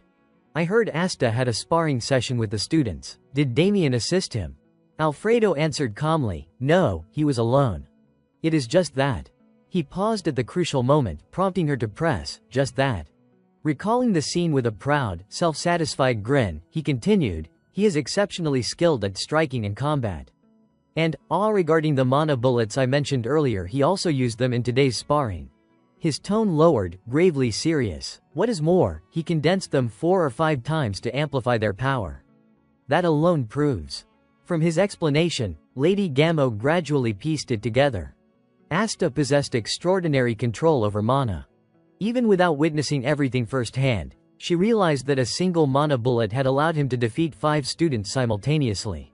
She recalled the sight of him standing confidently amid the defeated students, each sprawled in a corner. Even a high-level mage would struggle to control that kind of mana precisely, she thought. She continued, and what about the inheritance offer? Alfredo answered frankly, he declined, without hesitation. Hearing this, Lady Gamo raised her teacup and said, I understand. She took a sip, mulling over the situation. Perhaps I need to reevaluate Asta. After a moment, she instructed Alfredo, call Asta here. Soon after, the door opened, and Asta strode in confidently. On the sofa, Damien puffed his cheeks, eyes wide, holding a pastry. When he saw Asta, he raised a hand in greeting. Beside him, Lady Gamo smiled warmly. Asta, you have arrived. Please, have a seat. Asta sat down without preamble, going straight to the point. I hear you summoned me. Correct. Before he could say more, Lady Gamo pushed a small box toward him. Asta looked at it. This. He recalled Alfredo had promised a reward. If he survived a 1-minute challenge, a gift would be given. What surprised him now was how quickly it had arrived and that it had come from Lady Gamo herself. Maintaining her friendly smile, she said, you may open it. Asta picked up the box and slowly lifted the lid. The moment he lifted the lid, a soft glow emanated from the box. What is this? Inside lay a golden gem, and Asta's eyes widened in surprise. This was a high-tier item so rare that even within the Blandor family, only students ranked among the top 5 divisions of the Mage Corps would ever receive such a gift. He cast a cautious glance at Lady Gamo, skeptical. I am not sure. Normally, acts of kindness stop at a simple meal. If there is a gift, there must be some meaning behind it. If this were a reward for surviving a wager, a mid-tier item would make sense, but this is high tier. Lady Gamo's expression shifted, as if she had realized something. She reached out to ruffle Damien's hair and said, you may accept it without worry. You helped Damien back in the Grey region, and this gift is also an apology for what happened today. Though reassured, Asta's suspicion lingered. Wait, if I take this, does it mean I am joining the Blandor family? Her expression remained warm and friendly. No. He pressed further. Or, is there poison inside? Her eyebrows twitched slightly, her mouth flickered, but she remained composed. No. Are there any conditions attached to it? He asked. None whatsoever, she replied. Satisfied, Asta's hesitation vanished.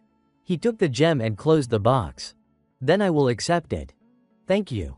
Truly, it is nothing. Damien reached for his pastry on the table, oblivious.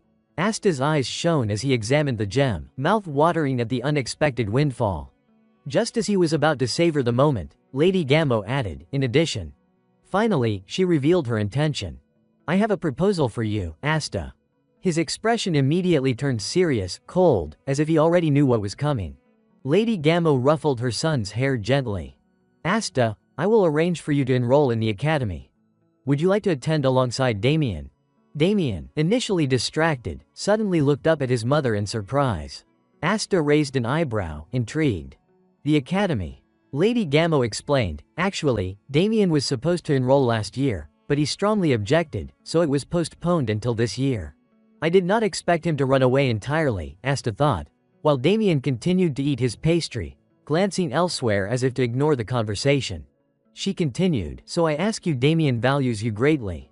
Damien quickly added, as long as my friend goes with me, I agree. Asta gradually pieced together her plan. It made sense. With Bianca, things had been more complicated. Forcing Damien to enroll risked another escape. Asta imagined Damien stubbornly running off, refusing to go, and realized there was no way to sway him otherwise. For Asta, however, this proposal was not a loss. On the contrary, it was an opportunity. The academy was prestigious, and in a world where bloodlines and alliances mattered, academic connections carried significant value. He clenched his teeth. It sounds promising. But it also feels like I am being shackled. He said, I will think it over. Understood. Let me know when you have made your decision. Then, as if on a different note, he added, by the way. This is not related, but I am a little curious. His tone carried a hint of surprise. Seizing the moment, she asked, why did you turn down Alfredo's offer to become his heir? Asta glanced toward the door behind him.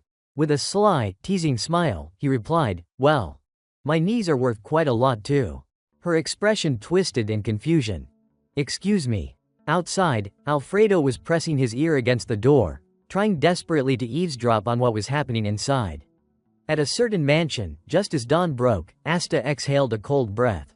He sat cross-legged on the bed, practicing his magic. I see. This is a treasure's domain. Even though I have only absorbed 10%, my mana has increased so much. Asta suddenly opened his eyes and glanced downward. It must be because my body has transformed into one marked by fire.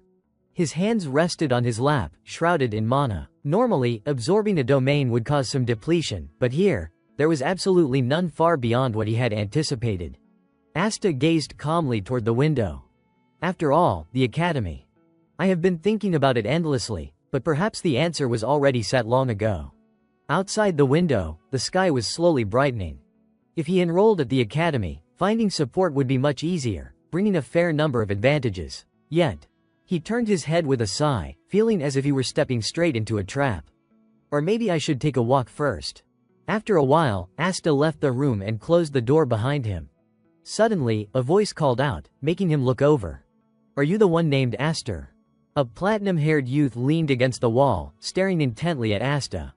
Meanwhile, Asta silently assessed him. Platinum hair. Pure blood lineage only seen in Damien. So which branch is he from? Why is this family always so troublesome? A few minutes later, Asta finally spoke coolly. No. What? The platinum-haired youth flinched. You said no. He rubbed his chin, bewildered, grayish ash-colored hair, eyes carrying a hint of annoyance. It is all you, is not it? In the blink of an eye, Asta's whole body stiffened, a red cross appearing, as he stared at the youth. Then Asta lifted a hand toward his own head, the color of his hair shifting subtly depending on the light.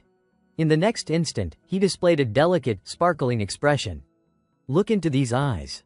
How could that be called annoying? The platinum-haired youth pursed his lips, assessing Asta with a critical gaze. But then he turned, and in Asta's eyes, his gaze seemed gentler. Sorry for the misunderstanding. I will leave immediately. At that very moment, Alfredo suddenly leapt out from somewhere, shouting, Hey, young man, no, Aster. I came to clarify the misunderstanding. I could not speak to you last night, and it kept me awake all night. He dropped to his knees, sobbing uncontrollably. Even as a butler, there was no need to kneel until his knees were raw. It was just a misunderstanding. Asta stared blankly at Alfredo, who was kneeling at his feet. Then he stiffly turned his gaze back to the platinum-haired youth, who had stopped moving and was now glaring at Asta. He clicked his tongue in irritation. Damn it. Then came the shout from the platinum-haired youth, those eyes. I knew it, just as I thought. Those cursed eyes are deadly, nothing ordinary about them. Asta, exasperated, finally admitted defeat. Fine, you caught me. The youth, fuming, jabbed a finger straight at him. Look at you, how dare you deceive me and remain so shameless. Gritting his teeth, the platinum-haired youth threatened, I will. But at that moment, his gaze met Alfredo's sharp, knife-like stare. Immediately, the youth fell silent, visibly annoyed, and turned his eyes elsewhere. Finally, he spun around, clenching his jaw. I will let you off today, but later. Come to the Mana Hall and find me. I will fix that attitude of yours. Asta replied calmly, fine. After the youth departed, Alfredo softened his tone and asked, what happened just now? Asta closed his eyes, smiling slightly. Nothing. He let out a disdainful laugh, his mood still sour. Actually, perfect timing. Watching the platinum-haired youths retreating back, Asta silently vowed, I will deal with him later. Then he called out, Alfredo, Chief Steward. Alfredo approached with a gentle smile. Yes. Asta asked carefully, may I meet with Madam now? Not long after, as the morning brightened, still in the same mansion, Gamo sat at a desk with a blank sheet of paper. Welcome, Aster. She closed her eyes, smiling lightly. So, you wanted to meet me this early. Does that mean you have already made your decision? As Gamo lifted her gaze, Asta answered promptly, indeed, madam. He stood upright and continued, I will enroll in the academy. Gamo's eyes widened in surprise at his swift decision. Recovering quickly, she smiled, masking her initial astonishment. Unexpected. I did not think you would decide so quickly. Asta returned her smile. Good. Then preparations must begin immediately. Gamo reminded him kindly, in the meantime, rest comfortably. Asta inclined his head slightly. Thank you for your concern, madam. With that, Asta's figure vanished from the room, the door closing behind him. But then Alfredo suddenly peeked in, slipping the door open. He entered and spoke softly, Madam, fortunately, he agreed. In the next instant, Alfredo's entire body surged with excitement. Just as he had predicted, this is the spirit of youth, that fire blazing in his eyes. I knew it immediately. At that moment, Gamo stared at him with dead fish eyes as Alfredo continued his little performance. Suddenly, Alfredo pointed forward, eyes gleaming with excitement. The first semester will be fine, he declared proudly, since I will cover the costs. But what about the second semester? In his imagination, he pictured Asta holding a tuition bill, his face tense and worried. A wanderer from the gray-black region. How could he possibly afford such a hefty sum? He will feel uneasy. Why? Because he will want to keep studying. Within Alfredo's vivid fantasy, he extended a hand toward Asta, and in that very moment, he envisioned himself appearing with angelic wings and piles of glittering gold coins. A saving hand will descend from the heavens. None other than the benevolent patron, Alfredo. Finally, Gamo could not bear it anymore. Alfred, you are too noisy. Startled, Alfredo flinched. Ah, my apologies, I got carried away. It must be close to mealtime, I will head to the kitchen first. Gamo simply watched him leave and quietly shut the door behind him. She sighed helplessly, closing her eyes. I understand why he is so excited. He has been rejected countless times. Now that he finally sees a chance, of course he is thrilled. But then Gamo's eyes opened again, sharp and cold as steel. Still, she thought, in a sense, this whole academy proposal is nothing more than a clumsy little scheme. Yet the reason Alfredo's so confident. She shook her head faintly. It is probably because he was once tricked by the previous butler in the exact same way. Meanwhile, on the other side of the mansion, Alfredo was happily skipping down the hallway, humming to himself. Poor fool, Gamo would have thought. As for Asta, he was leisurely descending the grand staircase. Suddenly, he lifted his head. Before him loomed a towering spire that pierced the sky, the magic tower. That silver-haired branch member should be here, he thought. With that, Asta made his way inside.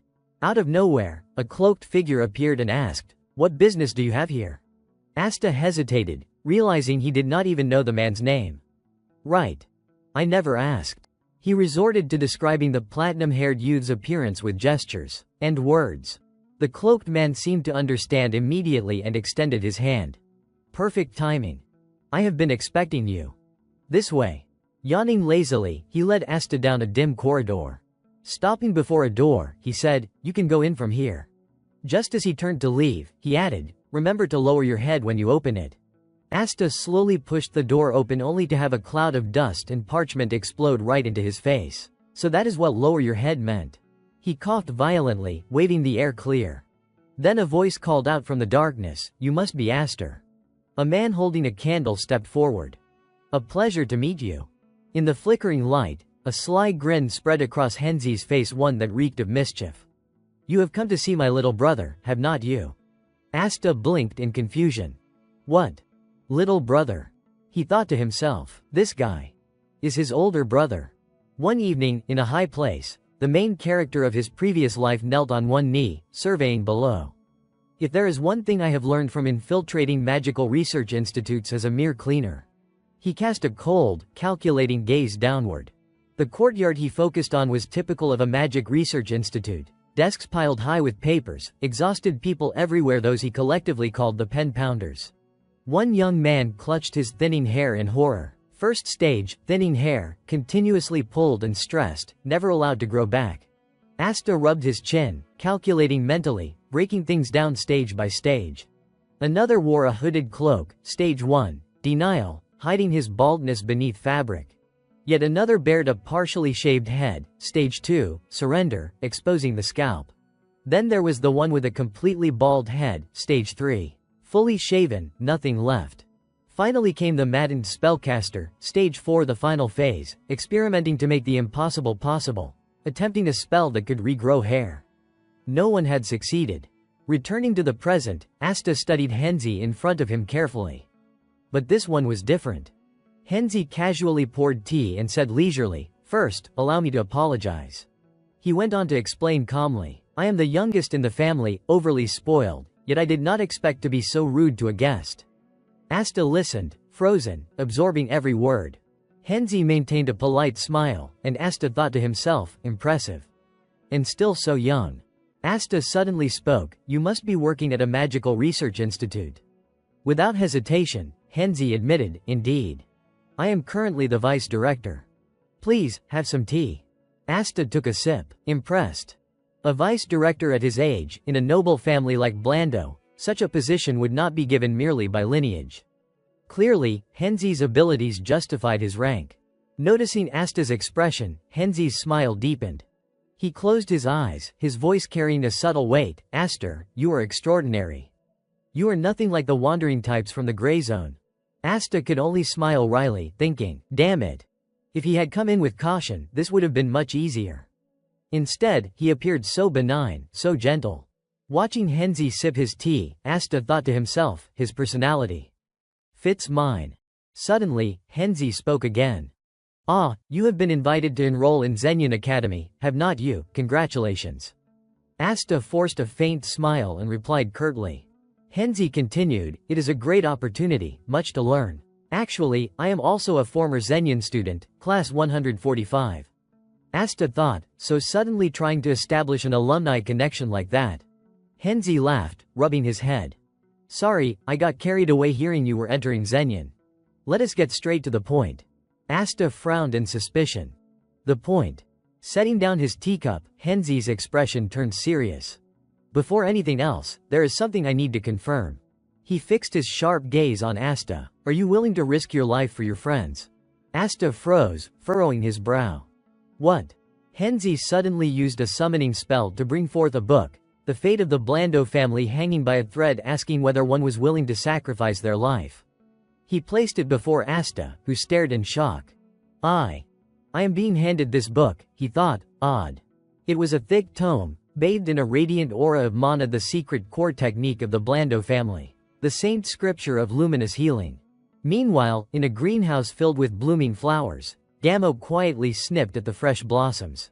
Suddenly, the scissors in her hand paused mid-air.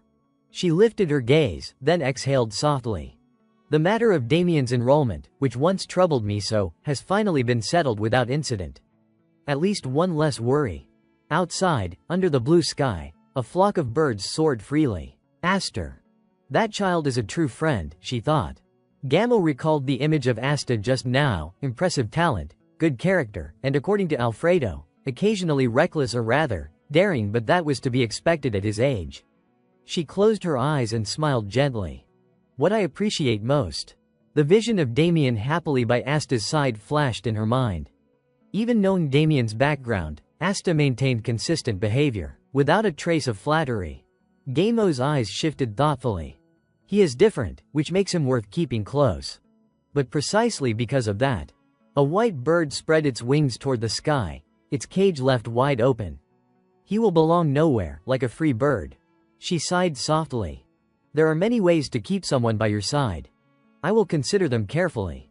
At that moment, Asta's slightly flustered expression appeared in her thoughts. I cannot let such talent slip away, not for Damien's future. Asta stared at the book before him, still in disbelief. The Blando family's secret scripture. They are actually giving it to me. He lifted his gaze to Henzi, cold and calculating. What is he truly hiding? Yet Henzi's blue eyes remained calm, transparent and pure, perhaps that very purity hiding all intent. His face bore a gentle smile that revealed nothing. Asta frowned, irritation flickering across his features. Usually, even the faintest emotion shows in the eyes, whether good or evil, but not Henzi. He was like a detached assassin. Now, his smile stretched to his eyes, while Asta continued to speculate. Henzi wore a mask so complete, perhaps even he did not fully know who he truly was. Then Henzi spoke, his voice measured. I am not saying this lightly. Do not rush your answer merely because of the reward before you. Asta smirked, a hint of disdain in his expression. I will give you an answer. Asta muttered to himself inwardly, now I understand. That uneasy feeling has vanished. He let out a soft laugh and spoke aloud, I refuse. Henzi's eyes widened in surprise at the answer. Asta stretched his legs leisurely and continued, you and I come from the same swamp, so there is no need for pretense. All right, if there is anything you wish to ask, just say it. Crossing his arms arrogantly, Asta added, if it is something I can do, I will. If not, then forget it. At that moment, Henzi's composed smile vanished. Even just hearing those words carried the weight of death. If, after hearing this, you still refuse, I am afraid I will have to kill you, Asta. Asta narrowed his eyes, a spark of provocation in them. Then go ahead and kill me. I have only got one life, does it matter if I die a second time? He paused, thought for a moment, then muttered wryly, ah no. It is actually me who has died twice already, is not it? In the next instant, a whirlwind erupted. A surge of mana radiated from Henzi, sending papers flying in every direction across the room. Even the teacup on the table trembled violently. Henzi furrowed his brows, unleashing a wave of potent mana, directing it toward the calmly seated Asta. Yet suddenly, he burst out laughing. He withdrew the mana, rubbing his head. Truly remarkable, Asta. You have passed the test. After a brief pause, Henzi continued in a measured tone, let me be blunt. I need someone I can trust, but absolutely not someone from the Blando family. Asta frowned, thinking to himself. At first, he had almost unleashed a full-strength punch. Henzi's lips curved into a smile as he added, honestly, I did not expect much. The wanderers from the gray zone are all the same. The young master is still too young, perhaps not even perceptive enough to judge people. Suddenly, visions of Gamo and Damien flickered before Asta's eyes. Yet for the lady who had always cared so deeply for her young master, allowing a mere wanderer to linger nearby would never do. Ah, there is a reason for this, Asta thought. At just the right moment, he finished his words, my younger brother stirred trouble with our guest, did not he? Henzi remained silent for a moment, then said, Asta, choose informal or formal. One of the two. Asta replied with a casual shrug, fine. Let us do it that way. Henzi let out a few awkward coughs, trying to smooth things over. Anyway, at least now I have a convenient excuse. My younger brother picked a fight with you, so as his elder brother, I had to summon you for a proper talk. Sounds reasonable enough, does not it? Asta raised an eyebrow, thinking silently, reasonable, sure. But a deputy director of a magical research institute needs to use his troublemaking brother as an excuse just to call someone in. Something about this does not add up. As if reading his doubts, Henzi continued, yes, your suspicion is correct. For me, taking the initiative is complicated. Do not misunderstand, this is not some kind of internal conflict. The Blando family is, by nature, a tightly knit one. He stopped abruptly, and the smile on his face vanished. Then, with a grave expression, he admitted, it is just that I am currently under surveillance by the Dekulin family. Asta's eyes narrowed in disbelief. What, Dekulin? He spoke bluntly, why? Henzi replied immediately, you said you do not fear death, so I will speak plainly. I have no intention of killing you, Asta, but the truth is, I am currently researching Dekulin's Tianyuan technique. It seems they have found out. Asta's eyes widened in shock. Henzi, however, chuckled lightly as if confessing to something trivial. You know of the Tianyuan technique, do not you? A secret art that only those with Dakulan blood can wield. I happened to seize it from one of their members and... But before he could finish, Asta raised a hand sharply. Hold on. He glared at Henzi. Someone who was supposed to be long dead, how is he still alive? If the Blando family had been studying that technique, they would surely also be researching countermeasures against it, would not they? Henzi merely smiled. You are sharp, as expected. True, Dakulan was careless. But if I were only studying countermeasures, then even I as deputy director would have found a way to eliminate them by now. The truth is, I started out researching ways to resist their art. But the deeper I dug, the more I discovered something else. He narrowed his eyes and asked quietly, you have not realized it yet, have you? Asta's mind flashed with the image of Farron and the ominous spellbook Tianyuan technique, the supposed root of all Dakulan magic. By now, Henzi was trembling with excitement, clutching the front of his shirt over his chest. There are still ways to refine it to perfect what was once thought perfect. He looked straight into Asta's eyes and declared with feverish intensity, I could not stop myself, Asta. You understand that feeling, do not you? Asta just stared at him, speechless, his expression stiff. Good God, he thought, this guy is not just insane, he is completely gone. Every word he spoke was emphasized, unstoppable in its intensity. Asta, you understand how I feel, do not you? At that moment, Asta's mind swirled with suspicion. This was not ordinary madness. Henzi was actually researching that very technique within his own family. He still could not grasp the full reason. Wait. He thought. Then the timing aligns perfectly. In his previous life, when the Dakulan family annihilated the Blandor clan, the entire catastrophe had revolved around Henzi's research on the Tianyuan technique, the new Tianyuan technique. Asta recalled everything he could, the name Paharan flashing in his memory. That bastard had risked the entire fate of Dakulan to crush Blandor over this very matter. From the very beginning, he realized the truth. Henzi had seen the potential of the new Tianyuan technique from the start. He began piecing together the reason why Henzi had become so terrifyingly strong. Lost in thought, a voice suddenly called out, Asta. Asta lifted his gaze, refocusing. Henzi's tone now carried a note of suspicion. Do you regret it already? Yes. It does require a larger scale. Asta scratched his head, tired, and muttered, forget it. Why exactly did you seek me out? Henzi mentioned his own concern. First, I have not reported the Tianyuan research to the family yet.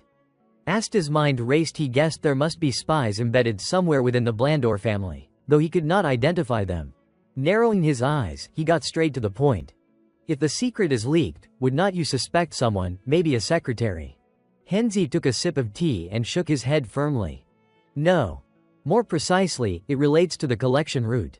Asta continued to assess the situation. If they traced the collection route, someone must have intentionally leaked the security plan. Henzi nodded in agreement. Exactly. The moment I realized my trace had been discovered, I deployed a counterplan to handle the security breach. I did not want to die, either. Asta smirked wryly, offering an alternative. Would not joining Dakulan have been easier? They would have welcomed you. Henzi remained calm.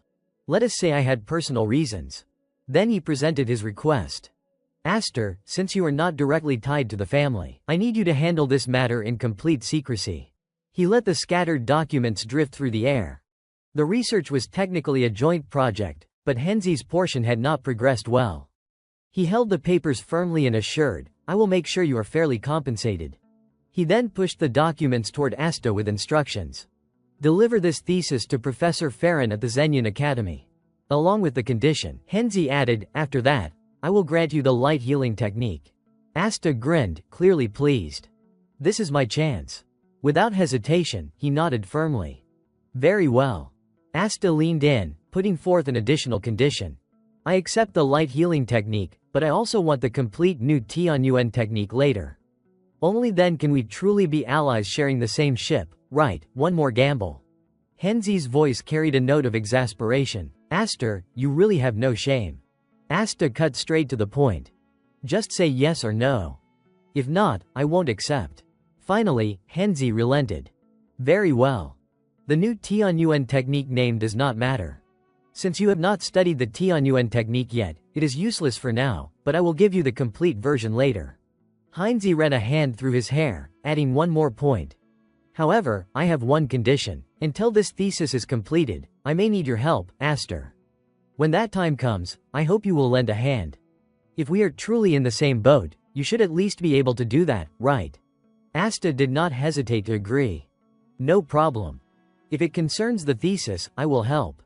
Although, I can't read. He then took the stack of documents. Suddenly, Heinze chuckled. Just kidding. Not only shameless but also boring. Huh. Asta frowned in curiosity. By the way, Professor Farron, is he reliable? Heinze's pride shone through as he boasted. From the time I was a student to being a teaching assistant, we always competed for first and second place. Unfortunately, the competition ended when I returned to the Blandor family. Asta thought to himself, inwardly reflecting. Still, I am the superior one. Or is that just my illusion? A wave of annoyance washed over him. Professor Farron. This world is doomed. And now the academy has another madman like this. Under the bright moonlight above the castle, books and letters had been tossed into a chaotic pile. Asta frowned at the mess, quickly slipping everything into his space pocket to avoid detection, but there was still far too much. Then he noticed a single letter. Opening it, he read the contents, "To my dear friend, Aster." He narrowed his eyes, a smirk tugging at his lips. Seriously. The letter spoke with unwavering trust in Asta. I have selected the magical tomes you need to master for your future. I have even written the order of study below. Study diligently, so you may cultivate the intellect worthy of your potential. At the end of the letter, a name was clearly signed, your friend, Heinze von Blando. Asta could not help but sigh in amusement. Now this really is quite the gift. He picked up one of the books, flipping it open. Inwardly, he could not help but admire it, a fully structured curriculum of magical theory arranged from the fundamentals to the advanced levels. This guy's a genius. And an absolute lunatic, he thought. A smile tugged at his lips.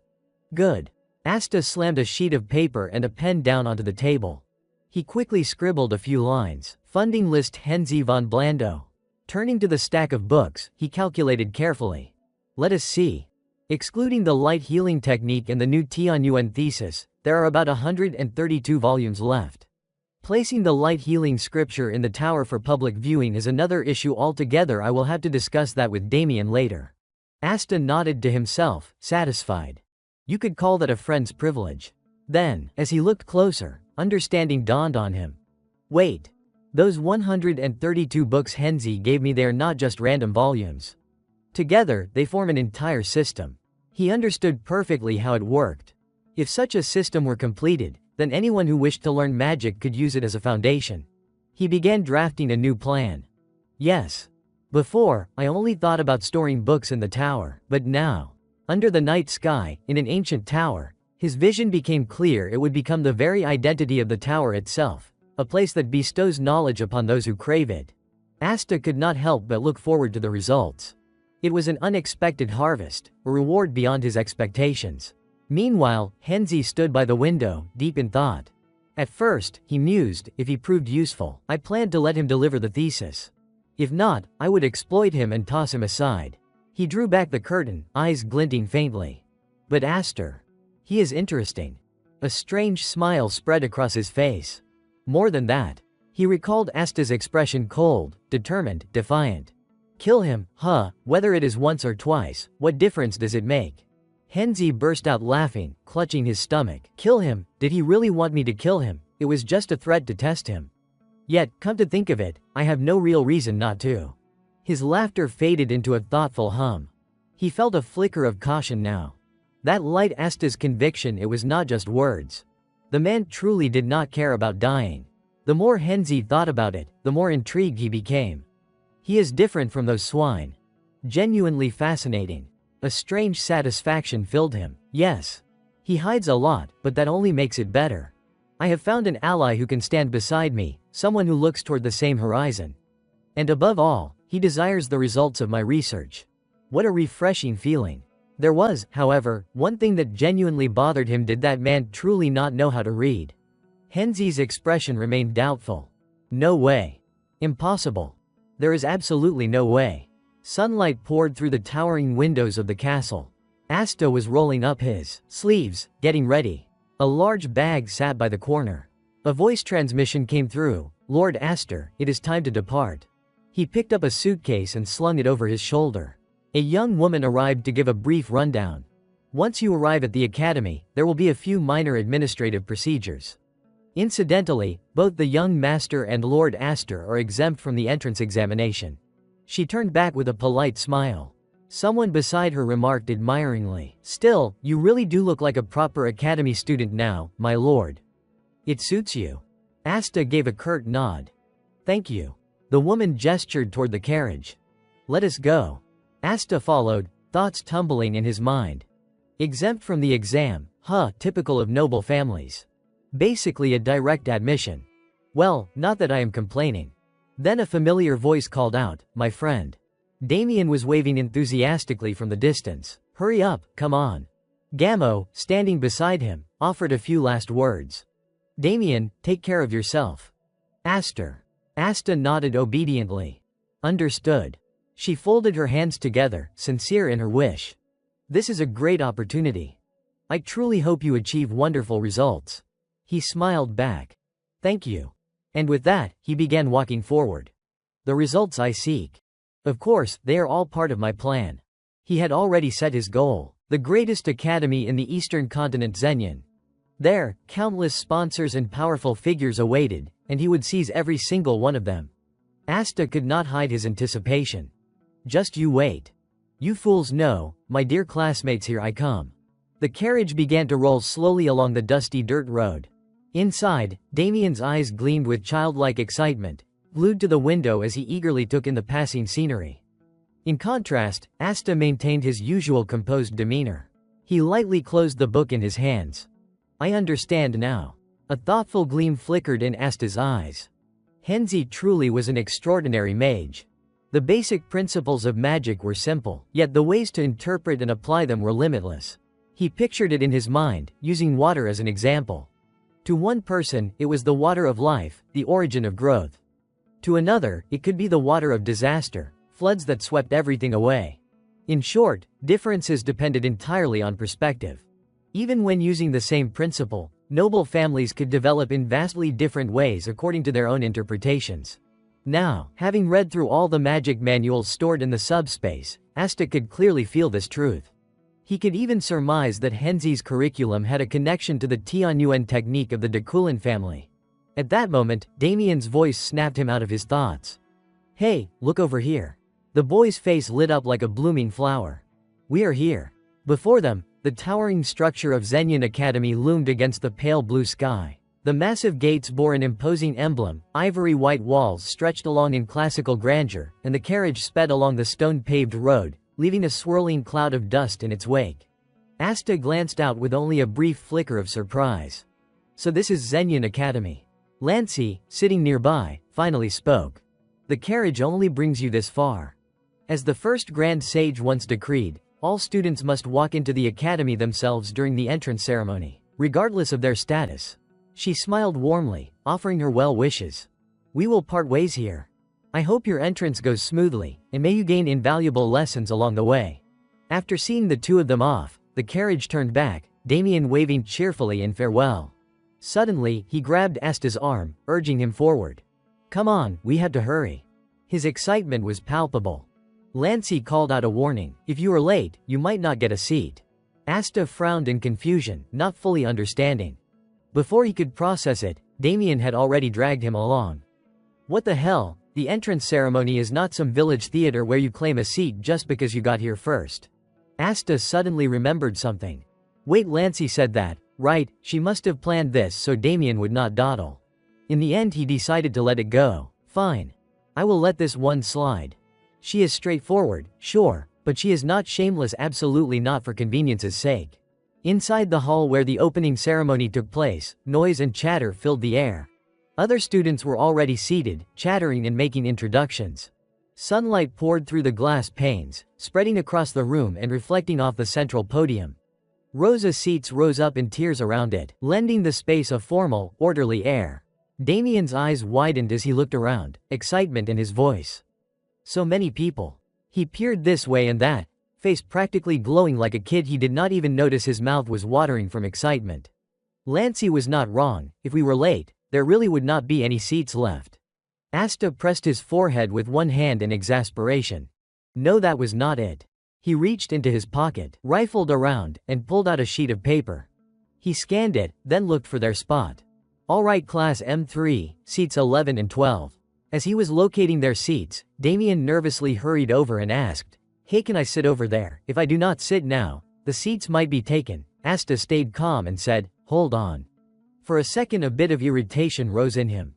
God, did not you refuse to enroll before? Why are you so excited now? Suddenly Damien bumped into someone and tumbled to the floor. He looked up, puzzled. Standing above him was a huge student, broad-shouldered, face dark and scowling down. He glared and said sharply, "What is with you?" Asta stepped forward to help Damien up. "Are you okay?" Damien scratched his head and grinned innocently. "I am fine." After he stood, Damien walked off, waving a little apologetic smile. "I just accidentally bumped into you, sorry."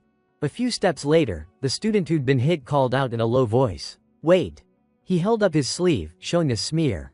What did you get on my coat?" Asta looked at the stain and felt a flash of recognition spit. Probably the offspring of some noble family. In this situation, Damien would. No sooner had the thought crossed his mind than Damien eagerly stepped forward, lightly licked his finger, and bent down to rub the smear off the other student's hand. "Sorry, I will wipe it for you." He said it with a proud little flourish, like he would just achieved something heroic. "See, it is getting shiny. I will keep going until it is brighter than ever." The big student's face darkened and his jaw twitched with anger. Watching that expression, Asta sighed inwardly. This is going to turn into a fight. Anger surged to its peak. The student swung his fist violently toward Damien, growling, "Let go, you fool." He ground his teeth as he spat out each word. "Hey, student." It seemed like the punch would land, but at that very moment, another hand shot out and blocked it. Asta had stepped up just in time, intercepting the blow. Better to stop it here. The student's face darkened, and he clenched his fists to suppress the rage boiling inside. "Who are you?"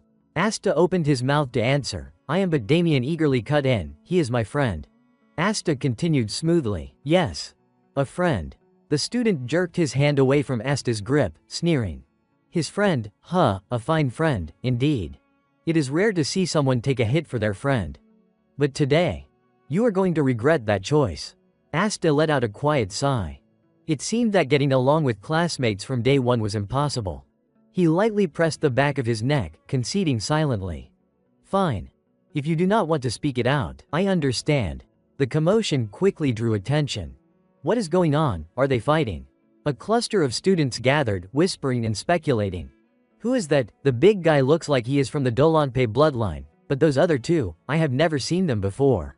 They analyzed the three by size and apparent strength. "Who do you think will win?" "Probably the Dolanpe guy. I hear the youngest in that family is fierce." Suddenly, a voice cut through, loud and challenging. "Are you kidding me?" The student gestured, questioning the bystanders. "They are already fighting, and you are just standing there watching." Another timid student asked, "Should we try to stop them?" Another nodded in agreement. "Yeah, before things get out of hand." But the loud one waved them off, pointing. "Stop them, then how can they fight?" He signaled the others to step back. "Make some space." The gray-haired student stepped forward, a mage, conjuring a barrier around the three. Immediately, the surrounding students began casting spells, their mana flaring brilliantly. In an instant, a luminous barrier enveloped the entire area, magical runes spinning in midair. A crowd had gathered, cheering. "Hickster, go. I bet on you 3 snacks. I will bet too." "No, 3, stupid, only underdogs are worth betting on." In a corner, unnoticed, one student stood silently with arms crossed. He smirked slightly, a subtle, knowing smile playing on his lips.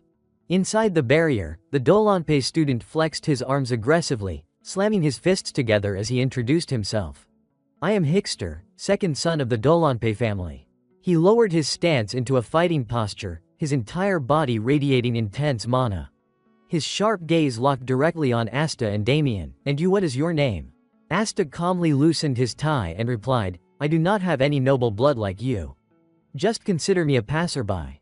Hickster let out a derisive laugh, full of contempt. "Not a noble, does not matter. You are a mage, and in such a cramped space, that is a disadvantage.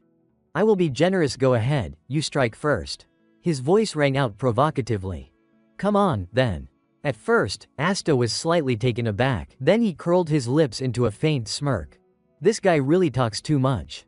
Decisively, he yanked at his tie, issuing a challenge. I do not want to talk. And yet you keep jabbering, scared, are you? Those words were like pouring fuel on a fire. Hickster trembled with anger.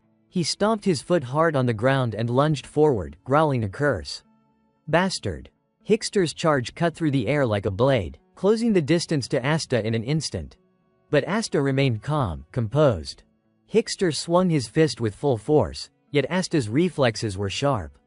He tilted his body just in time to dodge the blow. The veins on Hickster's face bulged as his frustration mounted. Before he could react further, Asta's voice rang out slowly, deliberately. There is one thing I have not told you yet. Immediately after, Asta crouched slightly, clenching his fists as mana surged violently around him. His voice emphasized each word. Not one person, but two. With that, a single, devastating punch slammed directly into Hickster's face, drawing blood. The large figure of Hickster staggered, his balance shattered, and he fell backward, hitting the ground hard. Asta lunged forward with a steel-like punch. Hickster watched carefully, analyzing the situation, and realized that Damien, standing outside, was also contributing to the battle. Not one person, but two. I am ready to take a hit from that mage, he thought. The punch landed squarely on Hickster's face, blood spraying wildly. With terrifying speed, Asta followed up immediately with another strike. Hickster struggled to keep his footing on the floor, panic rising in his chest. What the? He gritted his teeth, forcing himself to swallow the bone-deep pain. Sweat began pouring down his face. Why does this guy's punch hurt so much, damn it? A surge of jade-green energy enveloped Asta, radiating overwhelming power that completely dominated him. Judging from the speed and force of the attacks, Hickster's suspicion reached its peak. Is he really a mage? He shot a glance at Damien, astonished. Healing magic. Outside the barrier, Damien had his hands extended toward Hickster, channeling mana to mend his injuries. Hickster tried to calm himself and adjust his stance. Asta smiled with complete ease, raising both hands in front of him. A glowing sphere began to form between his palms. Hickster, still reeling in pain and confusion, could not understand why. He narrowed his eyes at Damien, briefly distracted by the realization, so noble families really are different. Seizing the moment, Asta dashed forward at blinding speed, mocking him aloud. Hurts that much and you still dare to look away, huh?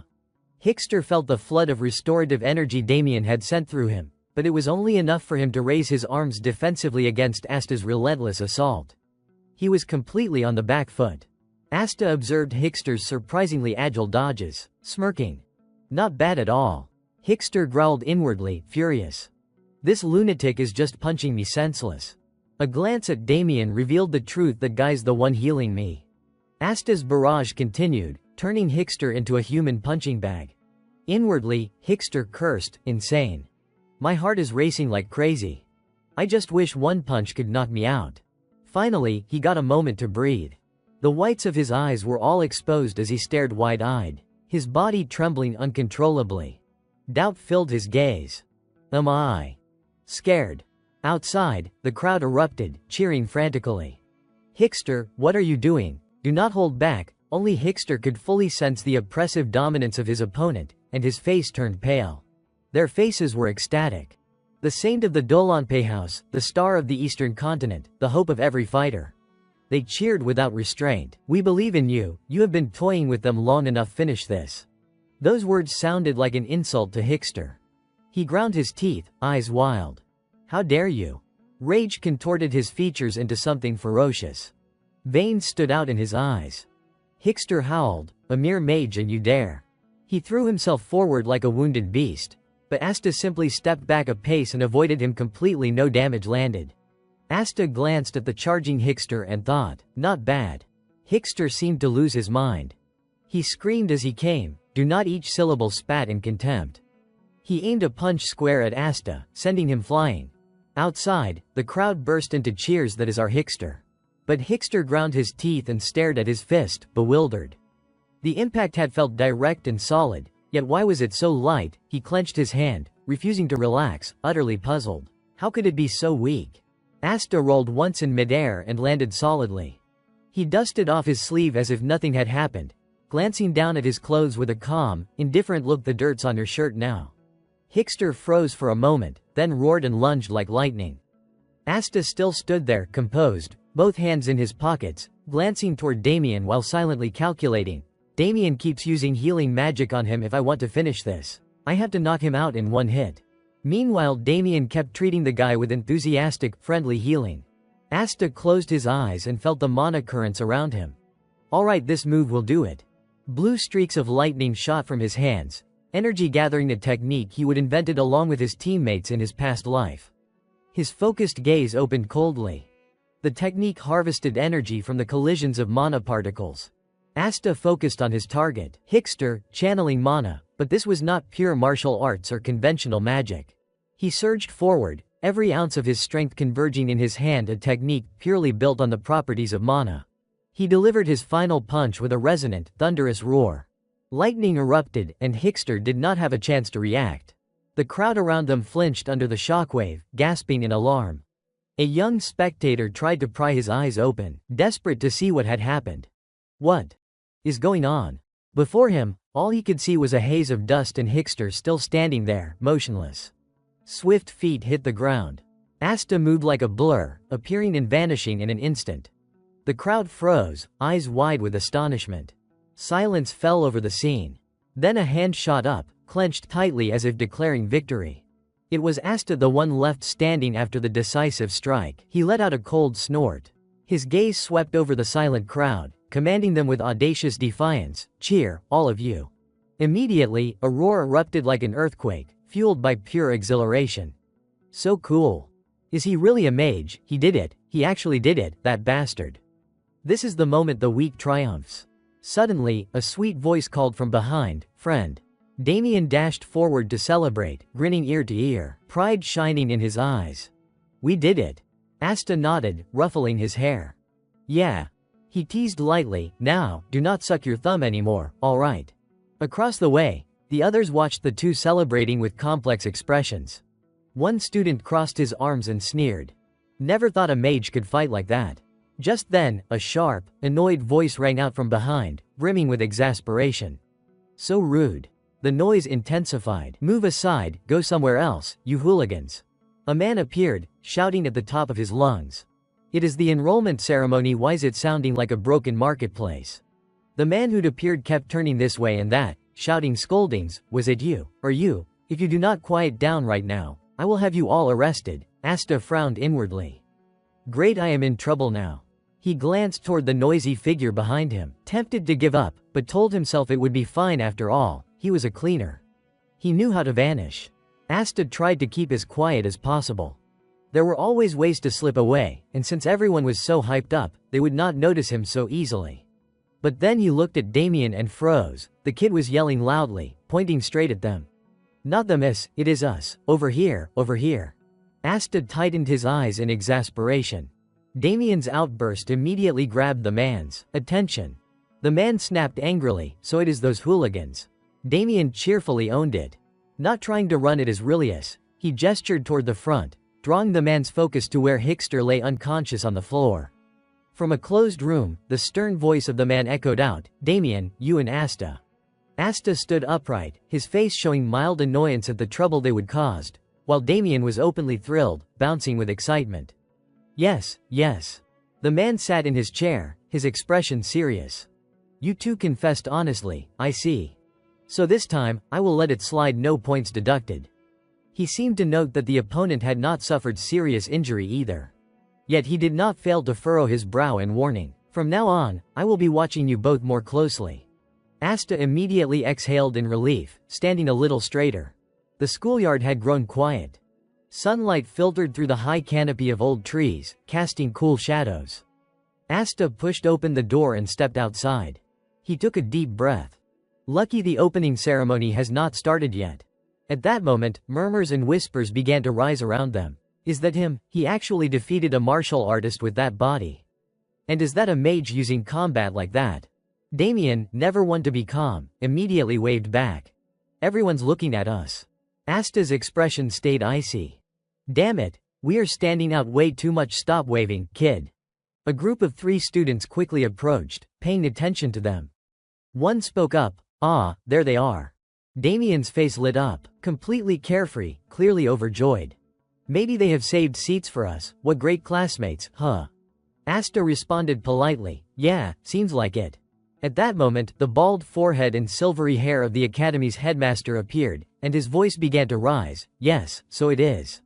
The headmaster, with a serious expression, launched into his speech, continuing the teachings of the great sage, the first headmaster. Our academy will. His words stretched on, though they were drowned out by the noise below. Only bits and pieces could be caught. Damien chuckled quietly while Asta maintained his usual cool demeanor, thinking, this guy's persistent standing there lecturing for so long. Then Asta noticed Damien beside him. The kid had closed his eyes and was nodding off, asleep without anyone noticing. Asta let out a soft sigh. This guy. He grabbed Damien's hand and wiped his mouth. Stop drooling already, for heaven's sake. Suddenly, a voice rang out, excuse me, headmaster, someone says you are needed for a moment. The headmaster paused, slightly surprised. A more urgent matter than the opening ceremony. Someone whispered into the headmaster's ear, and his expression immediately shifted. He cleared his throat and spoke into the microphone. I apologize, students. An urgent matter has arisen and I must leave immediately. The speech will end here, but the ceremony will continue. With that, he waved and promptly departed.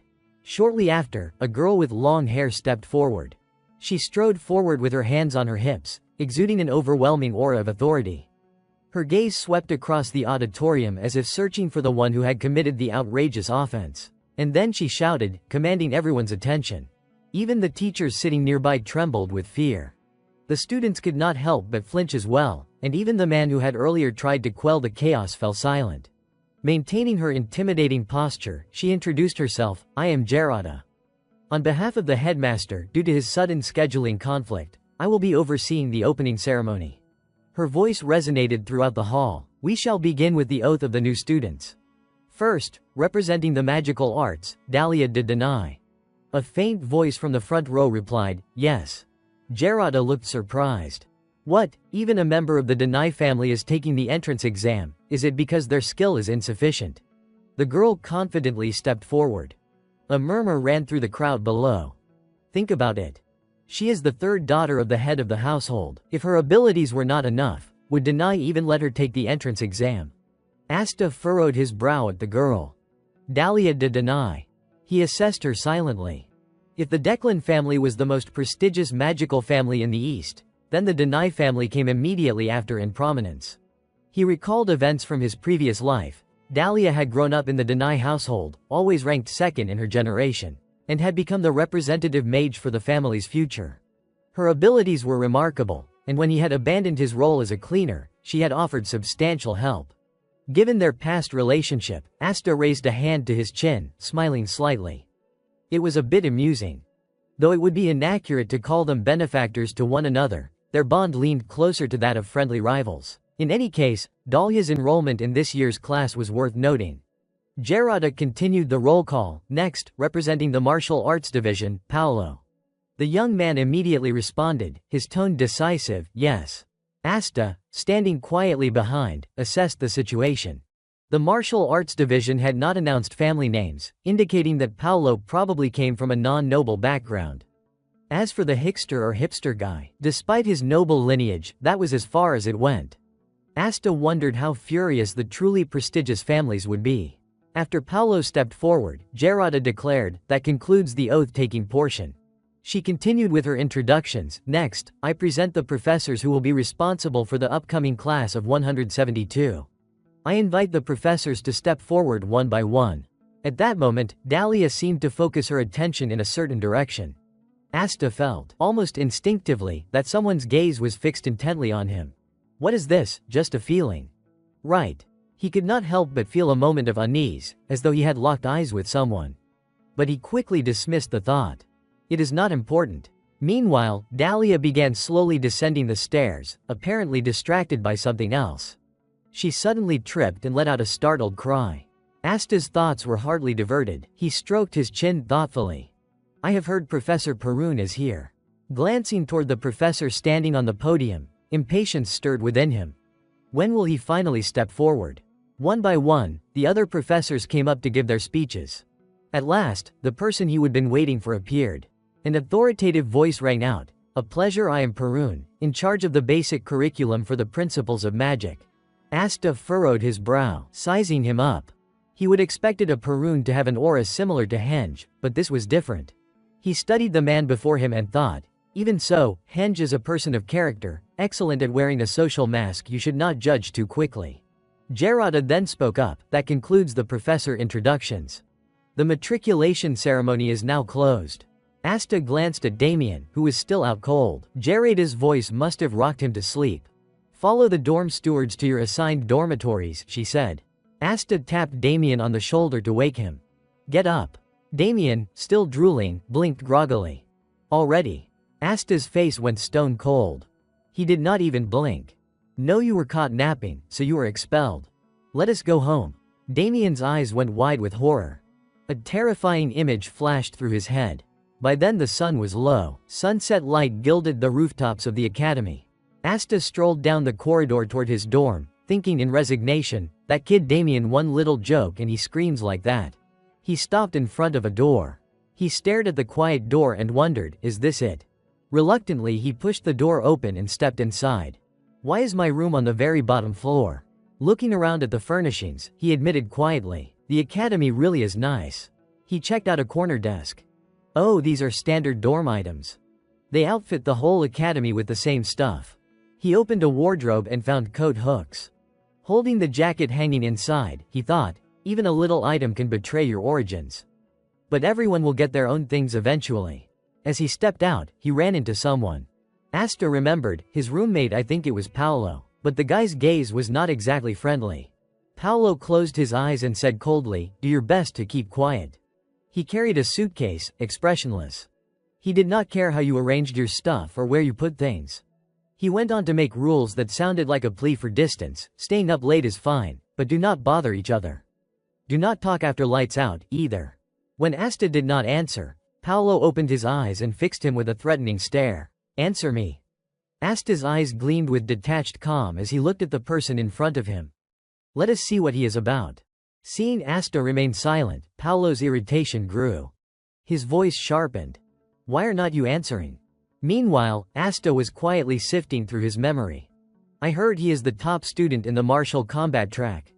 Wonder how strong he really is. With that thought, he suddenly tilted his body and darted forward, closing the distance to Paolo in an instant. Paolo reacted instinctively, his hand brushing against the hilt of his sword. What are you trying to do? He asked, alert. Asta stopped abruptly, glancing down. Not bad. Observing the way Paolo held his sword, Asta silently acknowledged the restraint. He knows how to wield a weapon responsibly, without harming others. Not bad at all. Just then, Damien's voice rang from outside. Hey, come on out. Asta scoffed softly. What am I doing? Just heading out. He slid past Paolo, lightly patting him on the shoulder. Your choice. But in exchange. Asta turned back with a bright, mischievous smile.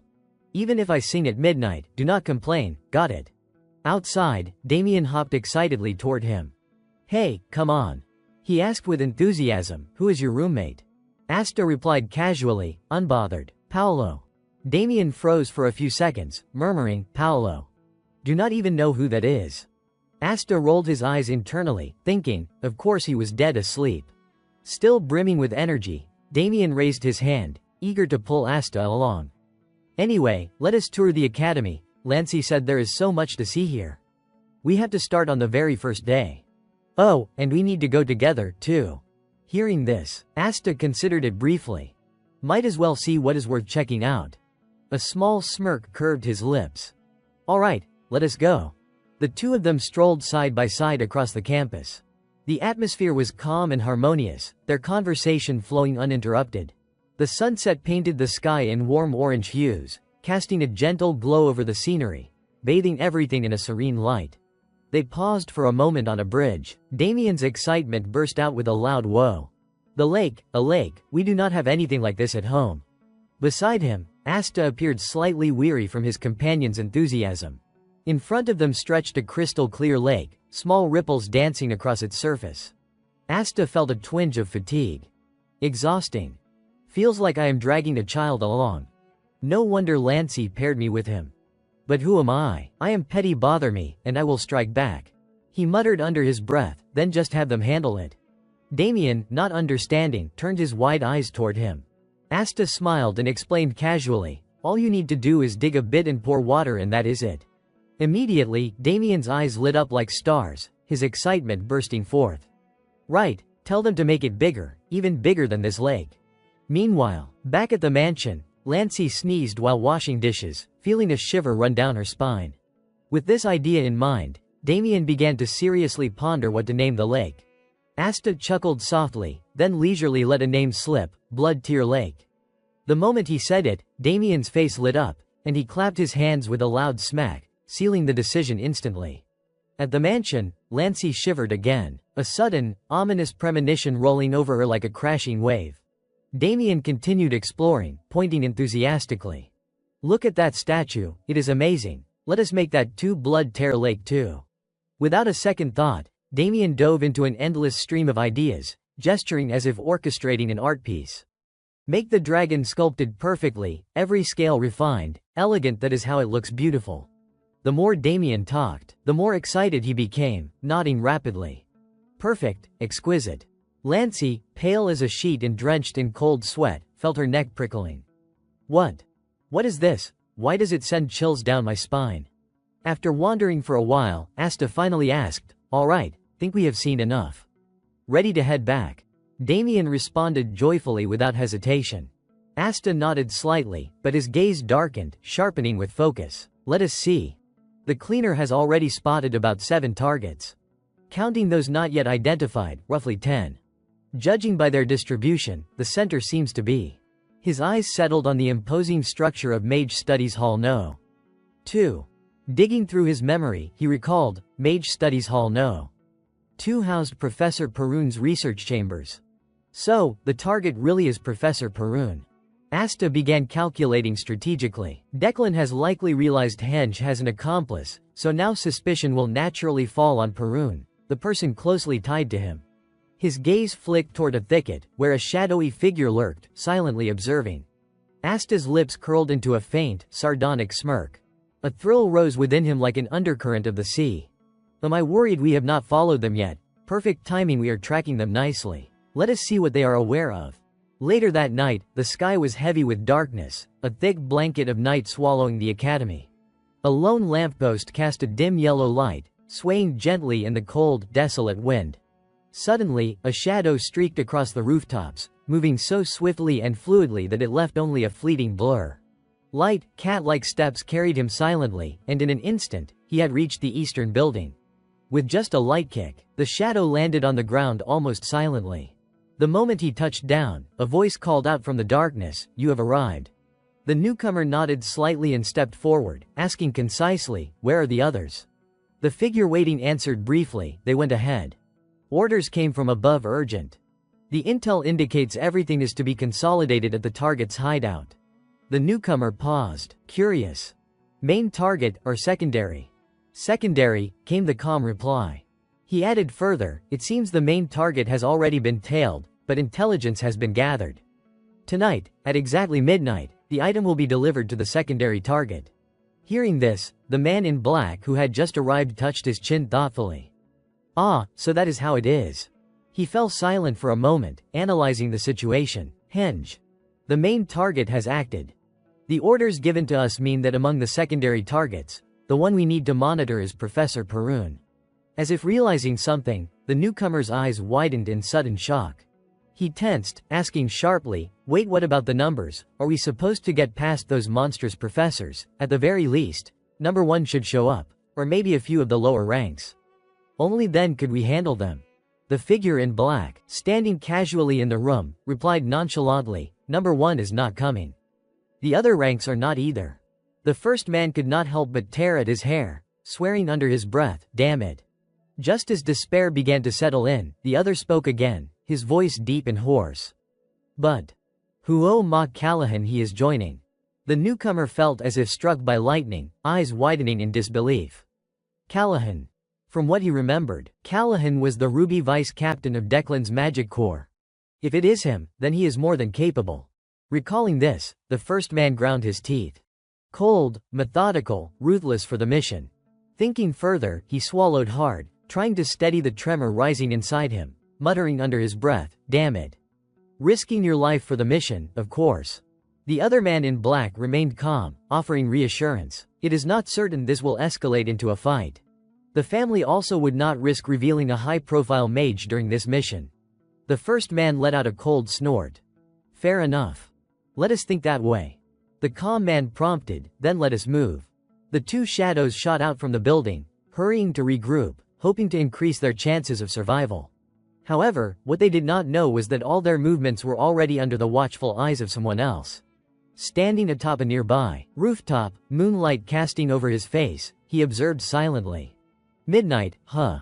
The cold night wind blew past, carrying a faint sound, like a breath. Could it really be Callahan? At this moment, Asta fell into a thoughtful silence, surveying the scene.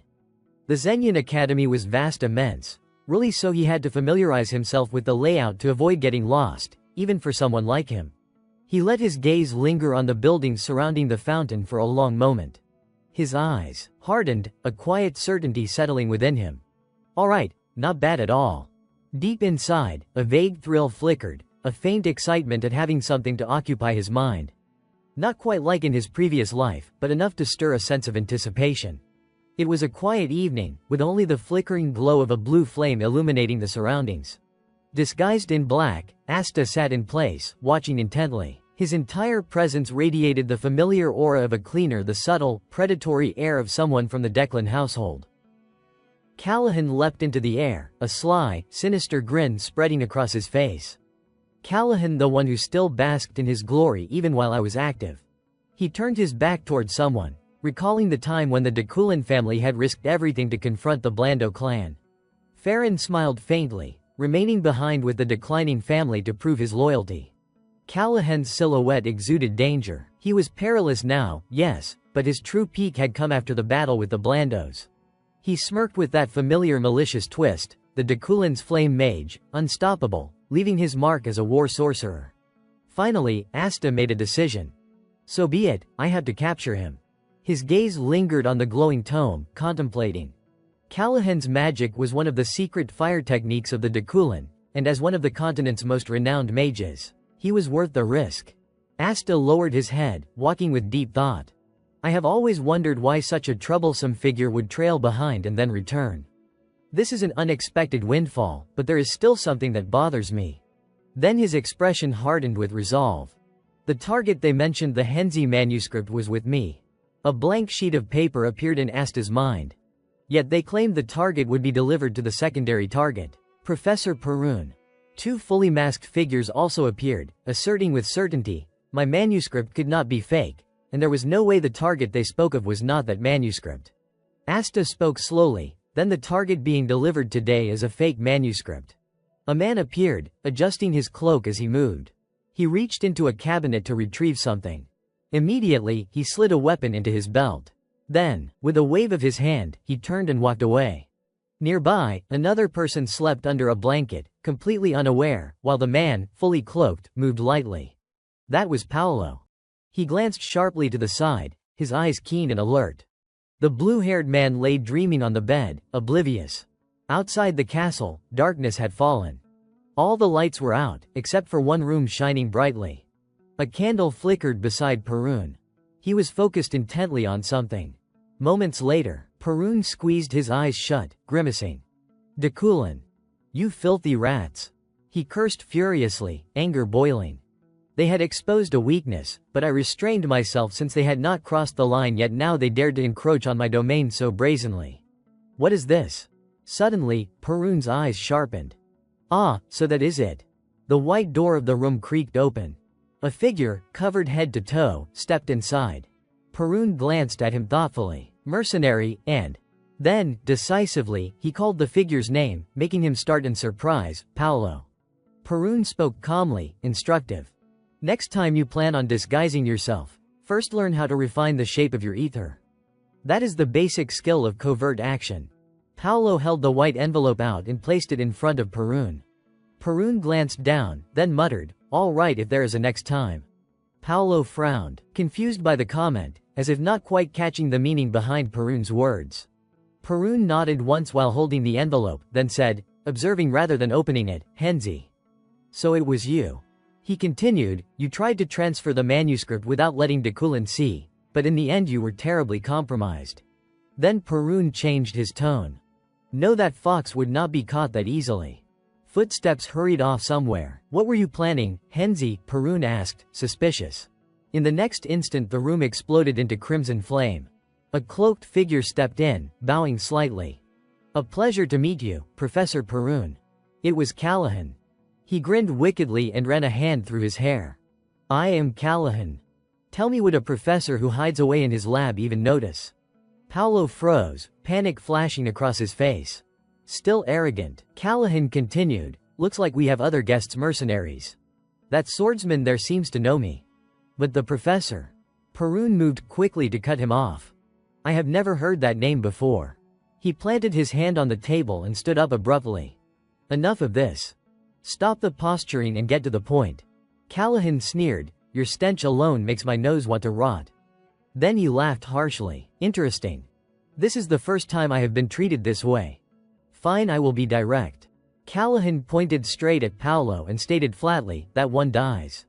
Orange runes began to bloom at his fingertips. Perun's expression tightened. Callahan's eyes flashed.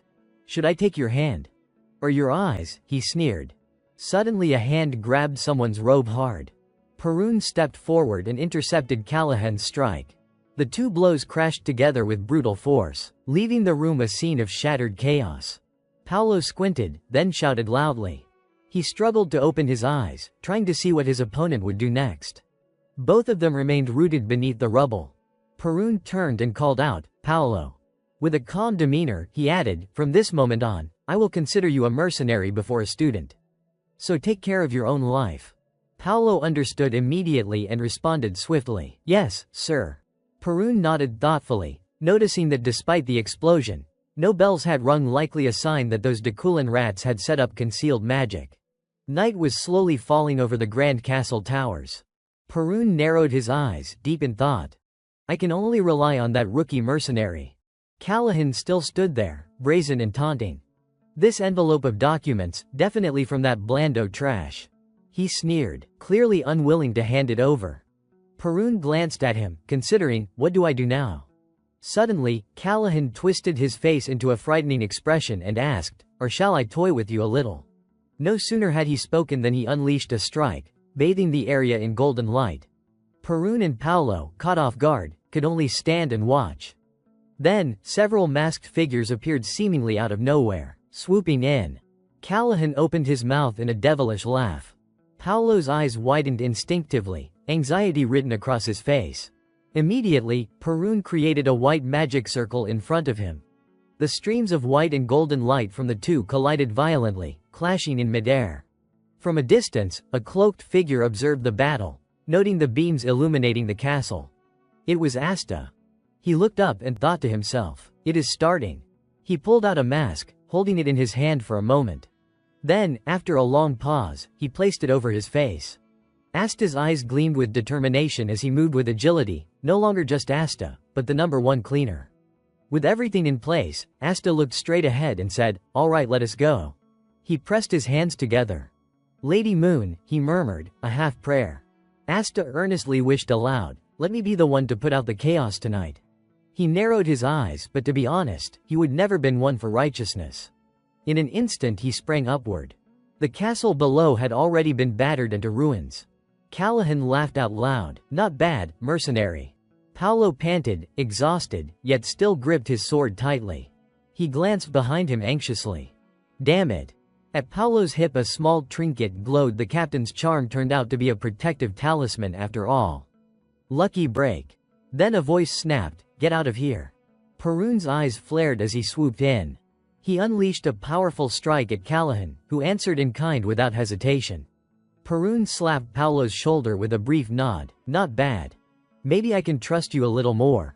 Paolo peered at his blade and frowned. Etched on the sword was a charm. Perun asked, checking, "Can you hold them?" Paolo stared forward, then answered, "As many as it takes." He steeled himself and added, "It is not about whether I can. If I fail, I die." Callahan sneered, amused and contemptuous. A mage and a guardian, what an interesting pair. A shaft of light slid across the broken ice. Callahan did not hesitate. He struck at Paolo. Fortunately, Paolo blocked with his sword and rolled aside. Perun still held his stance on the green magic circle, watching the guardian be tested. One by one the cloaked attackers were taken down, but if this kept up, they would be drained. An idea sparked in Perun's eye. Then, he looked at Callahan mid-attack and made a decision. "I will have to gamble on this." Perun maintained his mana, lost in thought.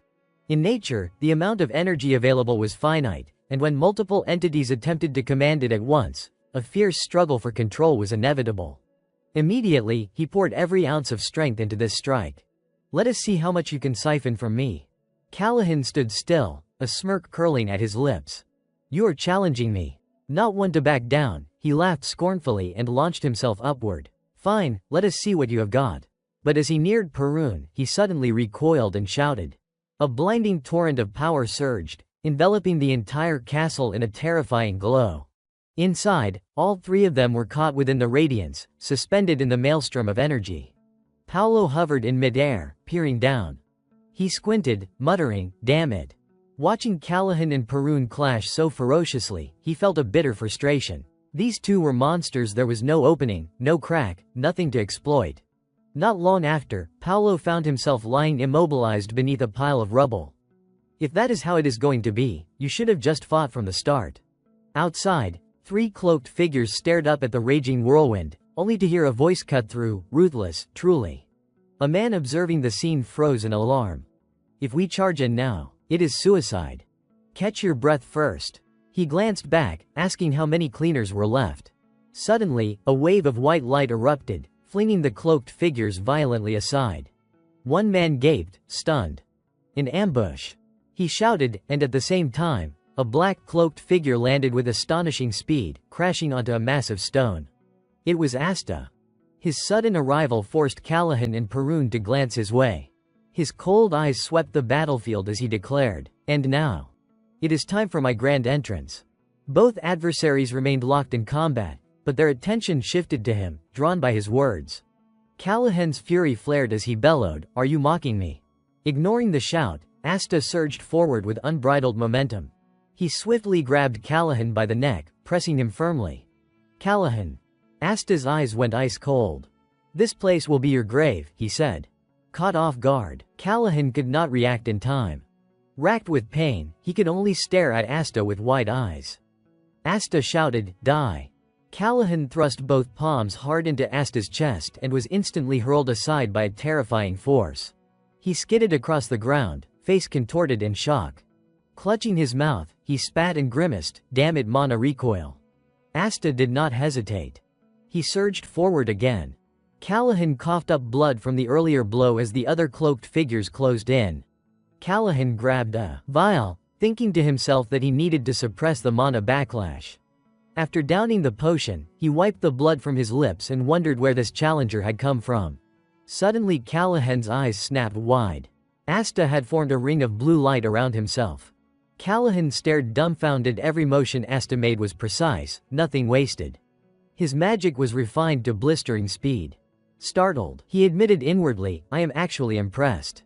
Callahan retaliated by producing countless red magic circles. "I do not know who you are," he snarled, baring fangs as he shouted, "but I will kill you."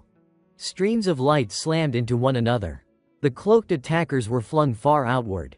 One red-haired man gaped, eyes wide as if witnessing something horrific. The collision of lights exploded outward, obliterating everything around them. After the powerful strike, Callahan spat blood and wondered, "Did I catch him?"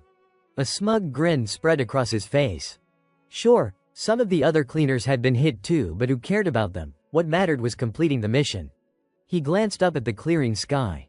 Dark figures blurred and fell. He felt fairly certain that masked person had to be the target to eliminate. Callahan wiped his face and let out a quiet laugh. "I am pumped, not like me at all," he thought, confident he had the upper hand. If I team up with the rest of the cleaners, I will take Professor Perun down. Then the glass vial in his hand slipped and clattered to the ground.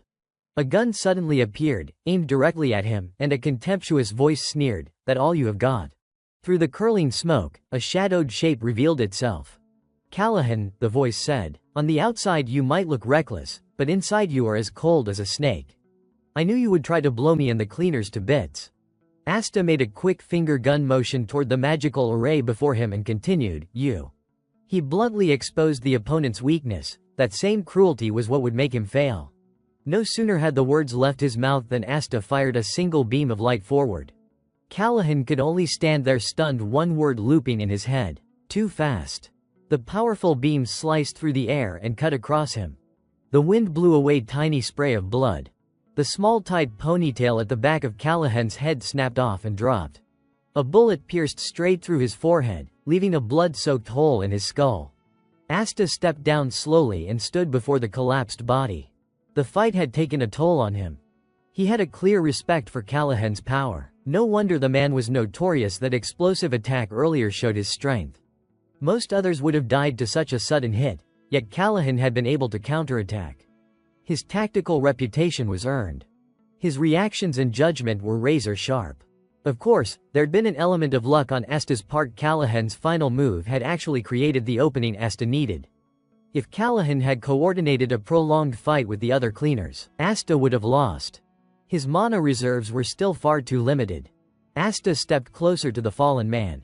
He patted Callahan down and rifled through his belongings. "Let us see. Must be around here somewhere." At last he pulled out a small cloth pouch containing a few items. Just as he suspected, battle mages do not trust anyone, so they carry their own secret techniques with them. Asta took the pouch as his own. The timeless pouch even offered basic owner identification. He could examine it more thoroughly later. Once everything was settled, he turned his head and glanced to the side. Asta spoke, his tone carrying a hint of reproach, "You are late." Through the haze of smoke, a man appeared, walking forward. Asta called softly, "Professor Perun." The man responded calmly with a hum of acknowledgement before explaining, "It just took a bit longer to eliminate those vermin." All the people on the other side had already been frozen by Perun. He maintained his cold demeanor, raising his hand and channeling his power. More importantly, he remarked, "So, you are a rat too." Asta, however, seemed unconcerned. Instead, he laughed loudly. "One's insane, the other's a combat thug. How do you feel about the fact that I just killed one of Dakulin's men?" Perun relaxed his guard slightly at Asta's attitude. "If you call that one insane, then surely you are the person Henzi sent." "Ah. And I am not that thug." Asta felt a bit speechless. "You really believe me just because of that?" Perun's curiosity about the identity of the mercenary he had previously encountered was clear. He asked, somewhat offhandedly, did he split the thesis into two parts? Asta ignored the question, brushing it aside. "I have not heard anything about that, so I can't say. It is very likely a fake. Henzi probably planned it meticulously, using a counterfeit as bait to lure out the rats." Recalling Henzi's excited expression, Asta reasoned, "I will be the one to draw them in." He guessed that Henzi's goal was likely to strengthen defenses in Hazen and at this academy, while simultaneously reducing the influence of the Dakulin house. Asta reflected further. Even though the cleaners had cast spells to hide themselves, the battle had been sizable. Reports were late, yet there was no sign of the Imperial Knights arriving clearly. The Dakulin house had used its connections. Perun then confirmed once again Asta's identity. "So, you really are the messenger." Asta directly presented a neatly bundled stack of papers. Perun picked them up, examining them carefully. Then he lifted his gaze from the documents. "Do you understand the content?" Asta did not hide anything. "I only know the basics." Perun did not press further, simply replying in his usual composed tone, "Understood." At this, Asta was straightforward. "All right. I do not mind a one-on-one fight, but are you sure? I do not want to lose a trusted ally." Perun tucked the documents into his robe. Rarely did they see eye to eye, but he said, "Fine. I will take the thesis for now. I do not want to lose an ally, so let us set this matter aside." Then he changed the subject. "Do you want anything?" Noticing the puzzled look on Asta's face, Perun explained, "That man, Henzi, seems to trust only a certain type of person, those whose desires align with his. Surely, you are one of that type as well. So, to build trust, I need to give you something. Hearing this, Asta considered seriously for a long moment before finally answering. A book. Perun's reaction betrayed a hint of surprise. Needing a moment to confirm, a book. Asta began to envision the scene. I will build a tower, a big, tall tower, and fill it with books anyone can read. If someone contributes a book expressing their personal views on magic, that would be perfect. Perun scratched his head and muttered in agreement, all right. I do not think anyone could read and understand it all, but writing a book sounds better. Seems fun enough. Asta turned, thinking the matter was settled, and prepared to leave. I have to go now. But Perun suddenly called out, wait, how will we stay in contact? Are not you supposed to deliver the next thesis? Asta gave a serious response that left Perun momentarily speechless. I do not maintain contact information for men. He then reached into his pocket and pulled out a string of purple beads. Asta tossed the bracelet toward Perun. Use this. It is a communication crystal. They are linked. If one breaks, the other breaks too. Want to call me? Break it once. If there is trouble, break it twice. He left one final note, at that moment, I will come to you.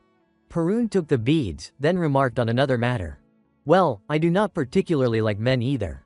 But when he looked up again, the other had already vanished. He muttered to himself, why do I feel uneasy? Time passed, and before long, the Imperial Knights of the Empire arrived. After taking stock of the situation, the knights quickly secured the scene. They split up to tend to each injured person and then evacuated the academy students, anticipating the possibility of a second attack. By this time, Asta had changed back into his usual attire. Naturally, he took the opportunity to blend in with the students. Damien, still half asleep, watched him with curiosity. Friend, where have you been? Feels like I have not seen you in forever. Asta gave a casual reply, had to handle a big matter. He scanned the scene, calculating the next steps. Let us see. The bodies of Callahan and the other cleaners, trace evidence is clear. The Dekulin house should lie low for a while. Seeing that he was momentarily distracted, Damien looked around, misunderstanding him. Friend, you have been gone so long. Constipated, want me to fix that for you? Asta did not answer. He stayed lost in thought. Why did Juan react like that in the fight just now? Normally he would not counter, but when I blocked Callahan's magic, his energy seeped into my field. Because of that I was able to stop it. So maybe it was not a bad thing. He replayed the feeling in his mind. It was not that the field grew stronger, but rather yes, some kind of canceling effect. He connected similar cases where that kind of magic was used. It is mainly a method elemental mages employ, a technique that prevents the caster from being harmed like Callahan, who uses fire. Asta turned his face, frowning aloud. I do not get it. Damien, sitting beside him, mistook the mutter for conversation and eagerly offered to help. You do not understand, pull your pants down right now, friend. But Asta's thought kept drifting back. Why did it react then, and what were the triggering conditions? He looked toward the distant castle and told himself, I need to investigate. Also do not drop your pants, Damien. Standing before an austere, classical building, Asta quietly made a plan. Lapeter, the largest library in the east, inside the academy. I should find clues there. Suddenly someone called out, Hey, you are Asta, right? A boy approached with a friendly greeting. Nice to meet you, I am Chenbi. Asta kept his cool and replied coldly, and the kid kept smiling. You are pretty good in a fight, are not you? That line put Asta on guard. What, he saw me fight? If my identity's blown, that'll be a mess. Do I need to kill him? Faced with Chenbi's enthusiasm, Asta thought to himself, what, he saw me fight, that is a huge stain on my record as a cleaner. The boy continued, oblivious, showering praise. That brawl with the martial system right on the first day of school, pretty impressive. How can you fight like that? Asta's edge softened slightly at the comment, leaving him momentarily speechless. No scandal, and yet it makes me known. Well, of course it should. Seeing there was nothing critical, Asta turned his face away. He was just low on stamina back then. It will be different next time. Chenbi scratched his head and laughed. Ah, I see. He shyly followed behind Asta and Damien as they made their way through the crowd. After a while, Chenbi finally expressed his wish openly. Ah, actually. I want to come along. I have not really made friends with anyone yet, and if I stick elsewhere, it is a bit. You know. Asta cast a quick glance and replied, roughly got it. This was something he had understood long ago. In principle, the academy promised equal treatment and disregarded social standing, but that was the institution's stance, not the students'. Someone from a poor family like him naturally ended up on the outskirts. After thinking it over, he realized he was not concerned. Well, I do not really care, he decided. Turning back, he agreed to Chenbi, sure, whatever. Chenbi exhaled in relief. Thank goodness. Honestly, I was pretty uneasy. Feeling more at ease, Chenbi tried to ingratiate himself. If something like what happened just now happens again, being alone would be awkward. Asta let out a quiet chuckle. That makes sense. Encouraged, Chenbi began to speak more boldly. Ah, right, and this. The two chatted comfortably along the way. For Asta, it was a fresh experience. So this is what a normal conversation feels like, he thought. He lifted his indifferent eyes, reflecting, in this life, it is always the crazy ones who stick around. Recalling the vivid faces he had encountered recently, Asta comforted himself. I would forgotten what normal felt like. The corners of his mouth curved into a faint smile. Now, the academy life truly begins. The next morning at the academy. Golden sunlight spilled across the glimmering buildings. In the lecture hall, nearly all the students were present. Damien yawned loudly, sprawling across the desk in exhaustion. Sleepiness weighed heavily on him. At that moment, Chenbi arrived, waving cheerfully. Good morning, Asta, Damien.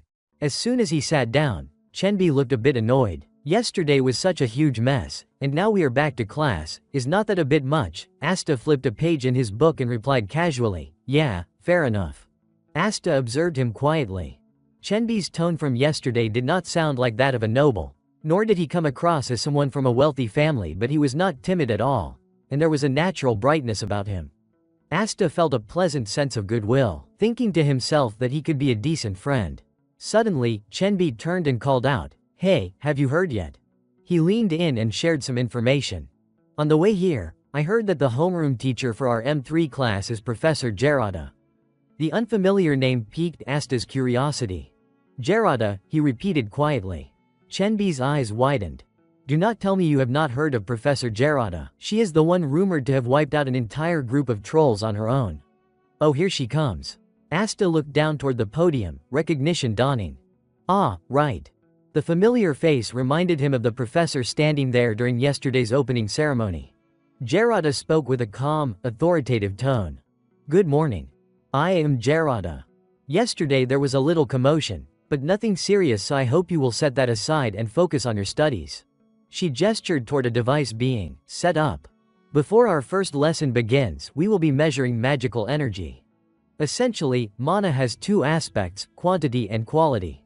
Now, which of the two is more important? Raising a hand, Gerada called on a student. What is your name? A young girl stood hesitantly. I am Arjun. Very well, Arjun. Please answer. The girl spoke carefully, her tone serious. I believe there is not an absolute answer, but if a certain precise level of mana is reached, then the quality of the mana is more important. Gerada pressed further. And why do you think that? Arjun explained, when dueling against a mage of equal rank, the one with superior mana quality will prevail. Asta took note of this answer, partly agreeing. Yes, that is orthodox. Mana quality affects accuracy, stability, and potency. Having a lot of mana but missing your target is useless, but... Sure enough, Gerada immediately showed her displeasure, letting out a sharp tisk that conveyed her disapproval. Arjun's confidence wavered, and her timid demeanor shrank under the weight of the professor's scrutiny. Gerada continued her questioning. Arjun, what family do you belong to? The girl answered obediently, I am from the Palame Viscount family. Hearing that, Gerada's expression twisted with obvious disdain. No wonder. This time, Arjun was completely crushed. Tears welled up in her eyes, a mixture of humiliation and frustration. Yet Gerada paid her no mind and moved on. Anyone else want to answer? Her sharp eyes swept across the classroom. No one. Suddenly, she singled out a boy at random. You there? The boy flinched in surprise. Why, yes. Gerada teased him, is your name really? Yes. He hurriedly corrected himself. Ah, no, my name is Ipol. Ipol carefully stood and answered the previous question. I think mana quantity is more important. After all, in large-scale battles, the amount of mana has a huge impact, right? Asta quietly noted this. Right. Thinking from the other angle, in chaotic combat, quantity outweighs quality. Overall, if we adjust a few variables, both quality and quantity matter. But Gerada's expression betrayed no satisfaction. She asked directly, "Which family do you belong to?" "I do not belong to any family," he stammered. Asta froze for a moment. What? Could it be that I overlooked something basic? Gerada continued calling names. One by one, students responded. "I think casting speed is important." The pattern repeated. "Your family?" "I belong to the Sukankiet family." Even someone as composed as Asta felt a stir of unease. She is just randomly picking students, repeating the family question, then moving on. The questioning continued, blending with the murmur of the class. And you. What is going on? This is frustrating." Asta tensed, thinking, what answer could possibly make the atmosphere this heavy? After a while, she concluded the session. "I have heard all of your answers," Gerada said, her tone softening slightly. "In truth, each answer you gave was close to the correct one. No, this was not a question with a single answer. Therefore, what I was looking for is not a fixed answer either." She emphasized one point clearly. "Think carefully, did your answer truly reflect your own thoughts, or were you just guessing what I wanted to hear?" Gerada highlighted the class's earlier shortcomings.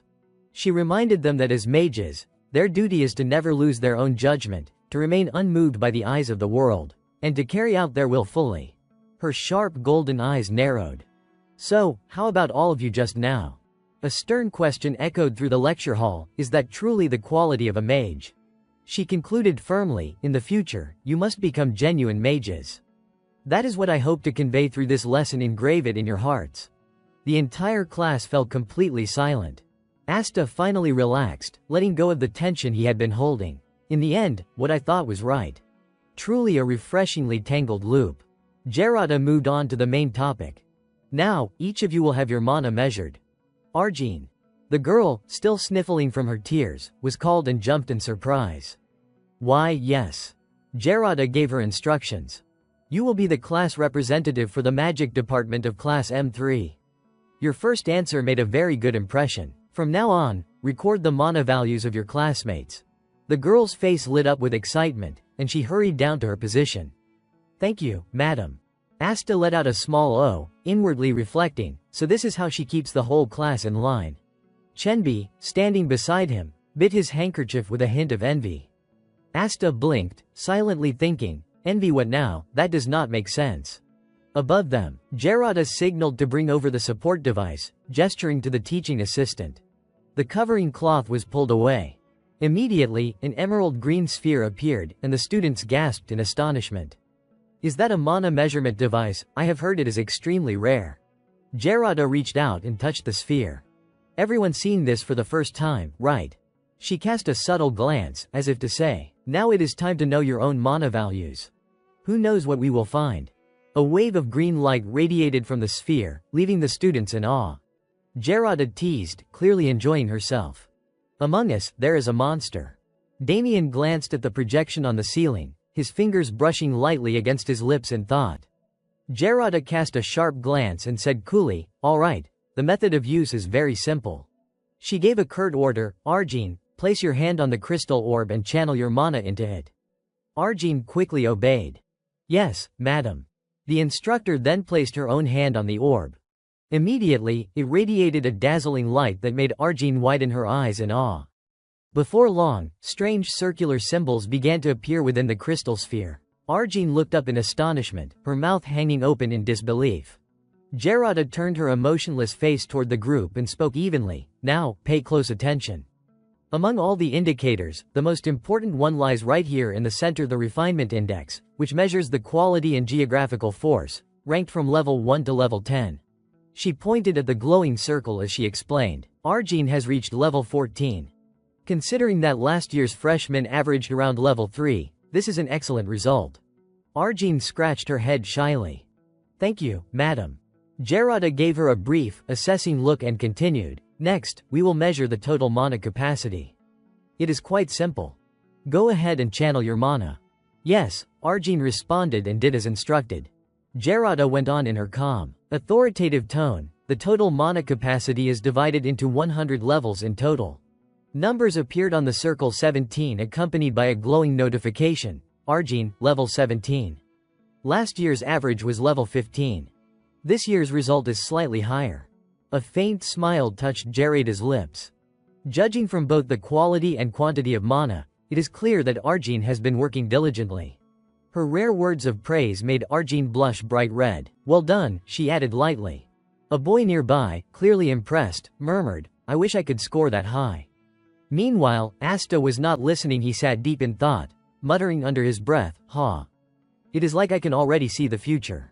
He reflected for a moment, watching Arjun. That girl will definitely become a devoted research scholar someday. In the vast hall, Jarada's voice rang out again. I have other matters to attend to, so I will be taking my leave here. Please continue mana measurements under the assistant instructor's supervision. Yes, madam, several students answered in unison. A cheerful girl beamed. I need to focus on the breathing technique this time. Her friend giggled beside her. And I will handle the refinement part. A boy with snow-white hair smiled and waved. Asta, let us go too. Yeah, sure, Asta replied, startled slightly out of his thoughts. Just as they started to walk, a loud voice shouted from behind, making Asta pause and turn around. What the crazy? The magic circle flared again, drawing gasps of surprise. Refinement level 6, did not they say the average was 3, and total mana capacity level 20, unbelievable. Someone called out, hey, you, what is your name? The girl in question turned her cold eyes toward them and answered flatly, Furion. Then, with a proud tone, she added, Furion did deny. Asta mulled it over, same family as Dahlia, he thought, glancing at the girl. Different hair color though probably a branch family. She just said her name, and now we are already meeting the whole clan. What a show-off. The instructor, appearing somewhat impressed, looked up and commented, truly befitting of such a distinguished bloodline. Those are remarkable numbers. He stroked his chin thoughtfully. Although her total mana output is slightly low for a refinement level of 6, it is still an exceptionally high result. Furion nodded with a quiet smile. I see. Just then, Damien stirred awake. So noisy. What is going on? Asta glanced over. Nothing. Go back to sleep. Then he froze. Wait, no, do not sleep, it is your turn to measure mana. Damien blinked in confusion. Measure mana, what for? Asta sighed, rubbing his forehead. I do not know, but it is a good thing, right? Might as well do it since we are in class. Suddenly, Damien's eyes lit up. Really, then I will try. He jumped to his feet, nearly shouting with excitement. Asta groaned and covered his face in embarrassment. Oh, come on. Do not make a scene like that. From a distance, a few students whispered among themselves. That is him, the young heir of Blandor. He looks younger than I thought. And the one beside him must be Asta, the guy who defeated Hickster, right? Another chimed in curiously, then who is the one leading them? Who knows, someone replied dryly. Probably best not to find out. Asta stared off blankly, shoulders slumping. Damn it. I never asked to get famous for punching someone. The instructor, smiling warmly, beckoned Damien over. So you are the young master, you have only taken the test once, have not you? Come try again. Damien pointed at the crystal sphere curiously. So I just channel mana into this thing. Exactly, the instructor nodded. Without hesitation, Damien pressed his hand onto the crystal orb. The crowd below went pale. What the hell? Is this even normal? Furion's expression darkened. No. She muttered, horrified. Impossible. Moments later, the circle around the orb blazed to life and the results echoed through the hall in disbelief. Refinement level, 9. Total mana capacity, 67. Someone gasped. Wait, is that a bug? That can't be real. Asta stared at the instructor in weary resignation. That is just how mortals look at geniuses. He recalled a saying ordinary reasoning could never comprehend the radiant, towering wall that separated talent from mediocrity. Looking at Damien, Asta sighed inwardly. So it is confirmed he is a genius. But I did not expect him to surpass the average by that much. Damien, meanwhile, blinked innocently. So. That is considered high. Asta gave a faint, rueful smile. That alone explains why the Blandor clan is called monstrous. His very life force is on another level. He narrowed his eyes, thoughtful. If Damien had worked hard in his previous life, The balance of the continent itself might have changed. But this time, things will be different. He thought of Farron. If Blandor continues to stand as Declan's greatest obstacle, then all I need to do is help Damien transcend the realm of mortals. The instructor wiped the sweat from his brow and forced a smile. You, Damien, truly live up to Blandor's reputation. Remarkable talent, but do not get complacent. A mage's rank is not decided by mana alone. Damien grinned innocently. Yes, sir. Then he turned, eyes bright with excitement. Hey, have you taken the test yet? Asta replied simply, not yet. Damien beamed. Then do it, come on, I want to see. Asta stood there silently for a moment, watching the others. He could sense that everyone was curious about him, a nobody with no prestigious lineage, yet somehow standing beside the young master of Blandor. And even taking down Dolanfi's second son. Finally, Asta exhaled. All right then. Let us give it a try. He planned carefully. Better to keep things low. A modest result should save me a lot of trouble. The instructor looked up. Your name? Aster, he answered calmly. Hands out of your pockets, the instructor added dryly. Asta obeyed, placing his hand onto the crystal orb, carefully fine-tuning his mana output. Almost instantly, his fingers tightened. He released just enough mana to seem ordinary, yet something felt off. Wait. Why's the restriction set so low? Then the entire area flooded with blinding light. This can't be right.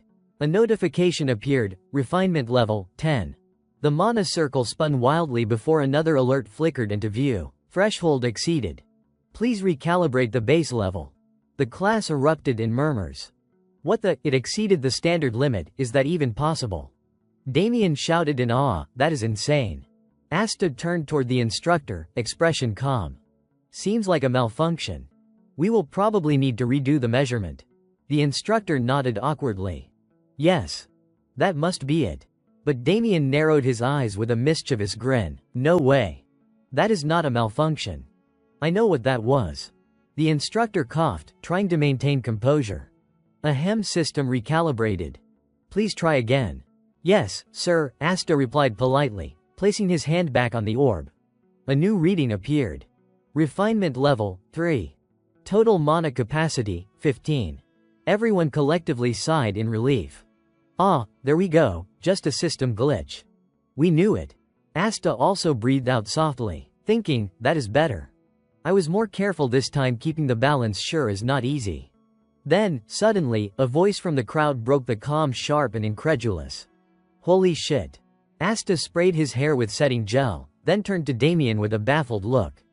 Damien, what the hell was that supposed to mean?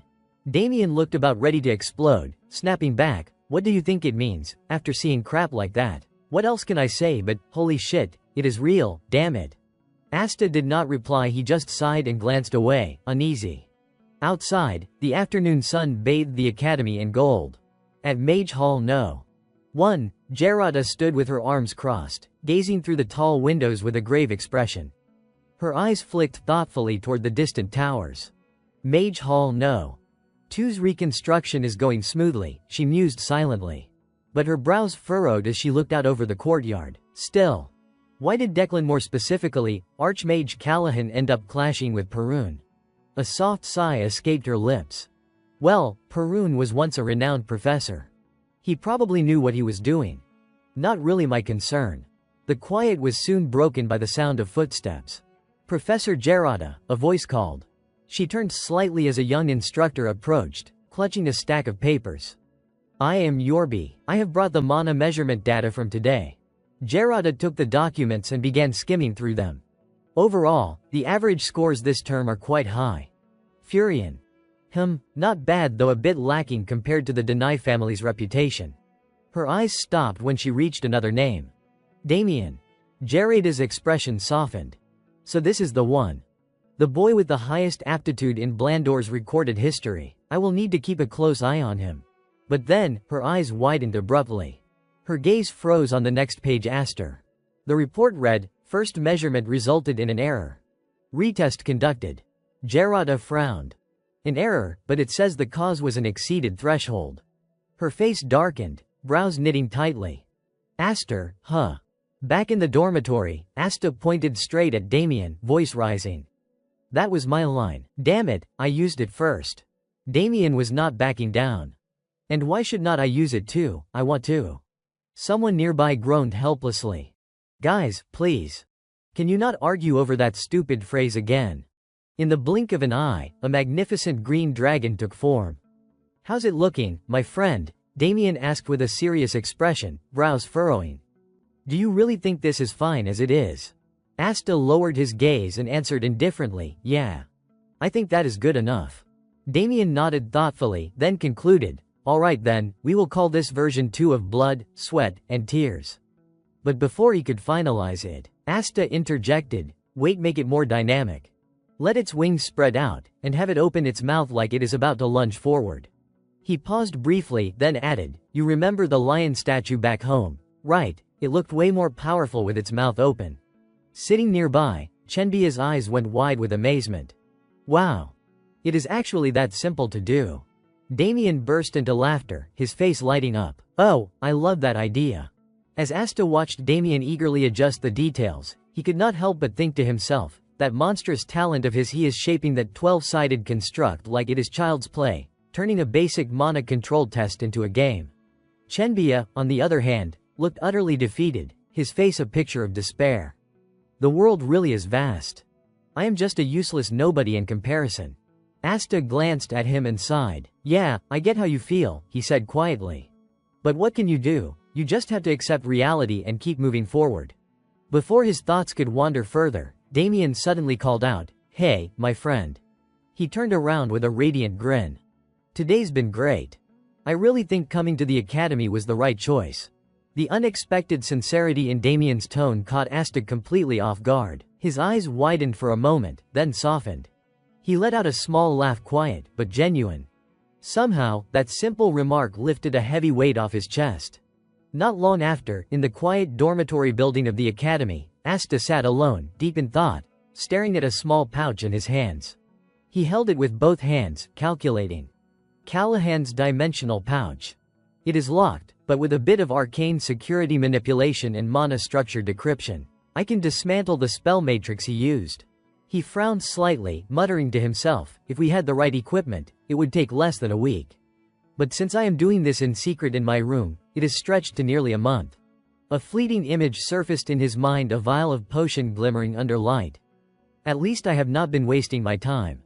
I managed to merge the elixir I got from Blander into my mana flow. The memory of Asta resting his chin on his hand, studying diligently at the academy, flickered in his mind, a younger version of him absorbing every useful piece of knowledge he could find. Then, with firm hands, he broke the seal of the dimensional pouch. All right, he murmured, time to open this thing. He began rummaging through the spatial pocket. Let us see what we have got here. After a moment, he pulled out a small glass vial. A potion bottle. Next came a large cloak. He examined it briefly. Completely useless. Then, as he reached deeper, his fingers brushed against something cold and metallic. Pulling it out, he found a silver bracelet. His expression sharpened. A protective artifact. He activated it with a calm look. This might come in handy. The defensive resistance is actually pretty good for its tier. In the next moment, he continued rummaging through the spatial pouch. Where is it? Ah, here it is. Asta raised high the book in his hand. Declan's prophetic flame magic, red fire. The smirking face of Farron flashed in his mind. A branch of southern fire, developed by the man who devoted his life to studying it, a cursed type of magic capable of burning through even energy barriers. Thinking that, Asta slid the book back into the pouch. Of course, only someone who has reached the level of a true master can burn through a barrier. It is not something one can learn overnight. I will have to take my time with it. He absent-mindedly muttered, now that I think about it. Today's that day, is not it? The midterm exams. Down in the academy courtyard, a massive crowd of students had already gathered. Damien shouted excitedly, midterms, midterms, while Asta beside him groaned. Too many people. Chenbia chuckled and replied, from class M1 all the way to us, everyone's gathered here. A few seconds later, Chenbia leaned closer and whispered, hey, have you heard the rumor? Asta tilted his head. What rumor? Grinning slyly, Chenbia said, word is the midterm will be a canyon raid. A few days ago, some M1 kids overheard the administration staff saying they needed to refit the canyon area during this busy period. Hearing that, Asta only gave him a quiet look, deep in thought. Chenbia said there are 3 parts to the midterm practical. Images began to form in his mind. First, a dim stone corridor, the trial chamber, where participants had to navigate a maze of tunnels to reach the end. Then came the image of rugged mountains, the canyon raid, a test of reaching the goal point first. And lastly, the simulation room, where they would face off against projected opponents or monsters. Performance measured partly by their canyon raid results. Asta let out a faint hum. It does not really matter what form the test takes. As long as I surpass everyone as usual, it will be fine. But as he pondered further, he could not help but think, still, Chenbia probably won't perform well. Meanwhile, Chenbia was busy planning aloud. If it really is a canyon raid, everyone here will start from the same spot. Magic will be flying everywhere. So if we maintain defensive spells while pushing forward. Just then, a commanding voice echoed across the courtyard. Silence, everyone. The speaker stood tall in the distance, long hair fluttering in the wind. It is an honor. Looking around, he introduced himself. I am Professor Farron, instructor of Class M1 in the School of Magic. I have been assigned to oversee this midterm examination. As soon as Asta saw him, a faint smile crossed his face. Long time no see, Professor Farron. The dark circles under your eyes look even worse than the last time I saw you. Standing before the gathered students, Farron raised his voice. As you all know, today marks the day of your midterm examination. He parted his lips slightly, speaking each word with deliberate calm. Your test today will be. The final 3 words made Chenbia's face drain of color. The trial chamber. He trembled, muttering under his breath, no. My plan. It is over. Next to him, Damien stabbed another wound straight into his pride. Liar. Farron's eyes swept over the crowd. Now, I will explain the rules. Line up by class and prepare yourselves. Moments later, he snapped his fingers. The purpose of this test is simple. A spell flared to life behind him. The trial chamber is a labyrinthine underground sewer. If you reach the final gate, you pass the test. Regardless of the route you take, all paths lead to the end, so there is no need to worry. Chenbia exhaled in relief. Sounds easy enough. But just as he said that, Farron snapped his fingers again. However, that alone would make this a meaningless race. In an instant, a creature took shape behind him, a massive golem, its stone body glinting with faint magical light.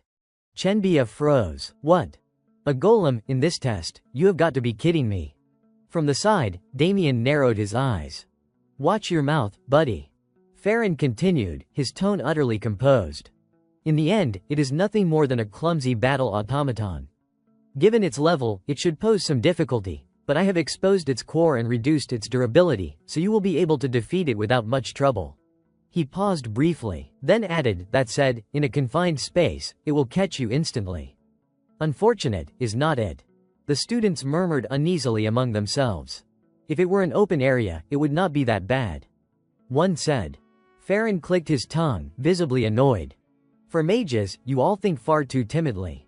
His thoughts drifted for a moment to another face, a boy named Puller, who had once pushed himself to the brink of exhaustion. Perhaps it is just the environment. Then his gaze hardened. Still, there are a few promising ones. His eyes landed first on a girl with piercing blue eyes, someone whose fear was tempered by willpower. Next, a student with short brown hair, the kind of look only those unafraid of death possessed. Then, his attention shifted to a male student wearing a smug, confident grin. And finally, to Damien, who sat idly sucking on his finger, utterly uninterested. Farron's expression flattened. Disqualified. That one clearly lacks initiative. He fell silent for a moment, lips parting slightly as if lost in thought. Then, clearing his throat, Farron uttered 2 calm, commanding words, that is enough. His tone was devoid of emotion as he continued. The golem will only patrol the corridors, responding to those who draw its attention. You may choose to defeat it. Or evade it.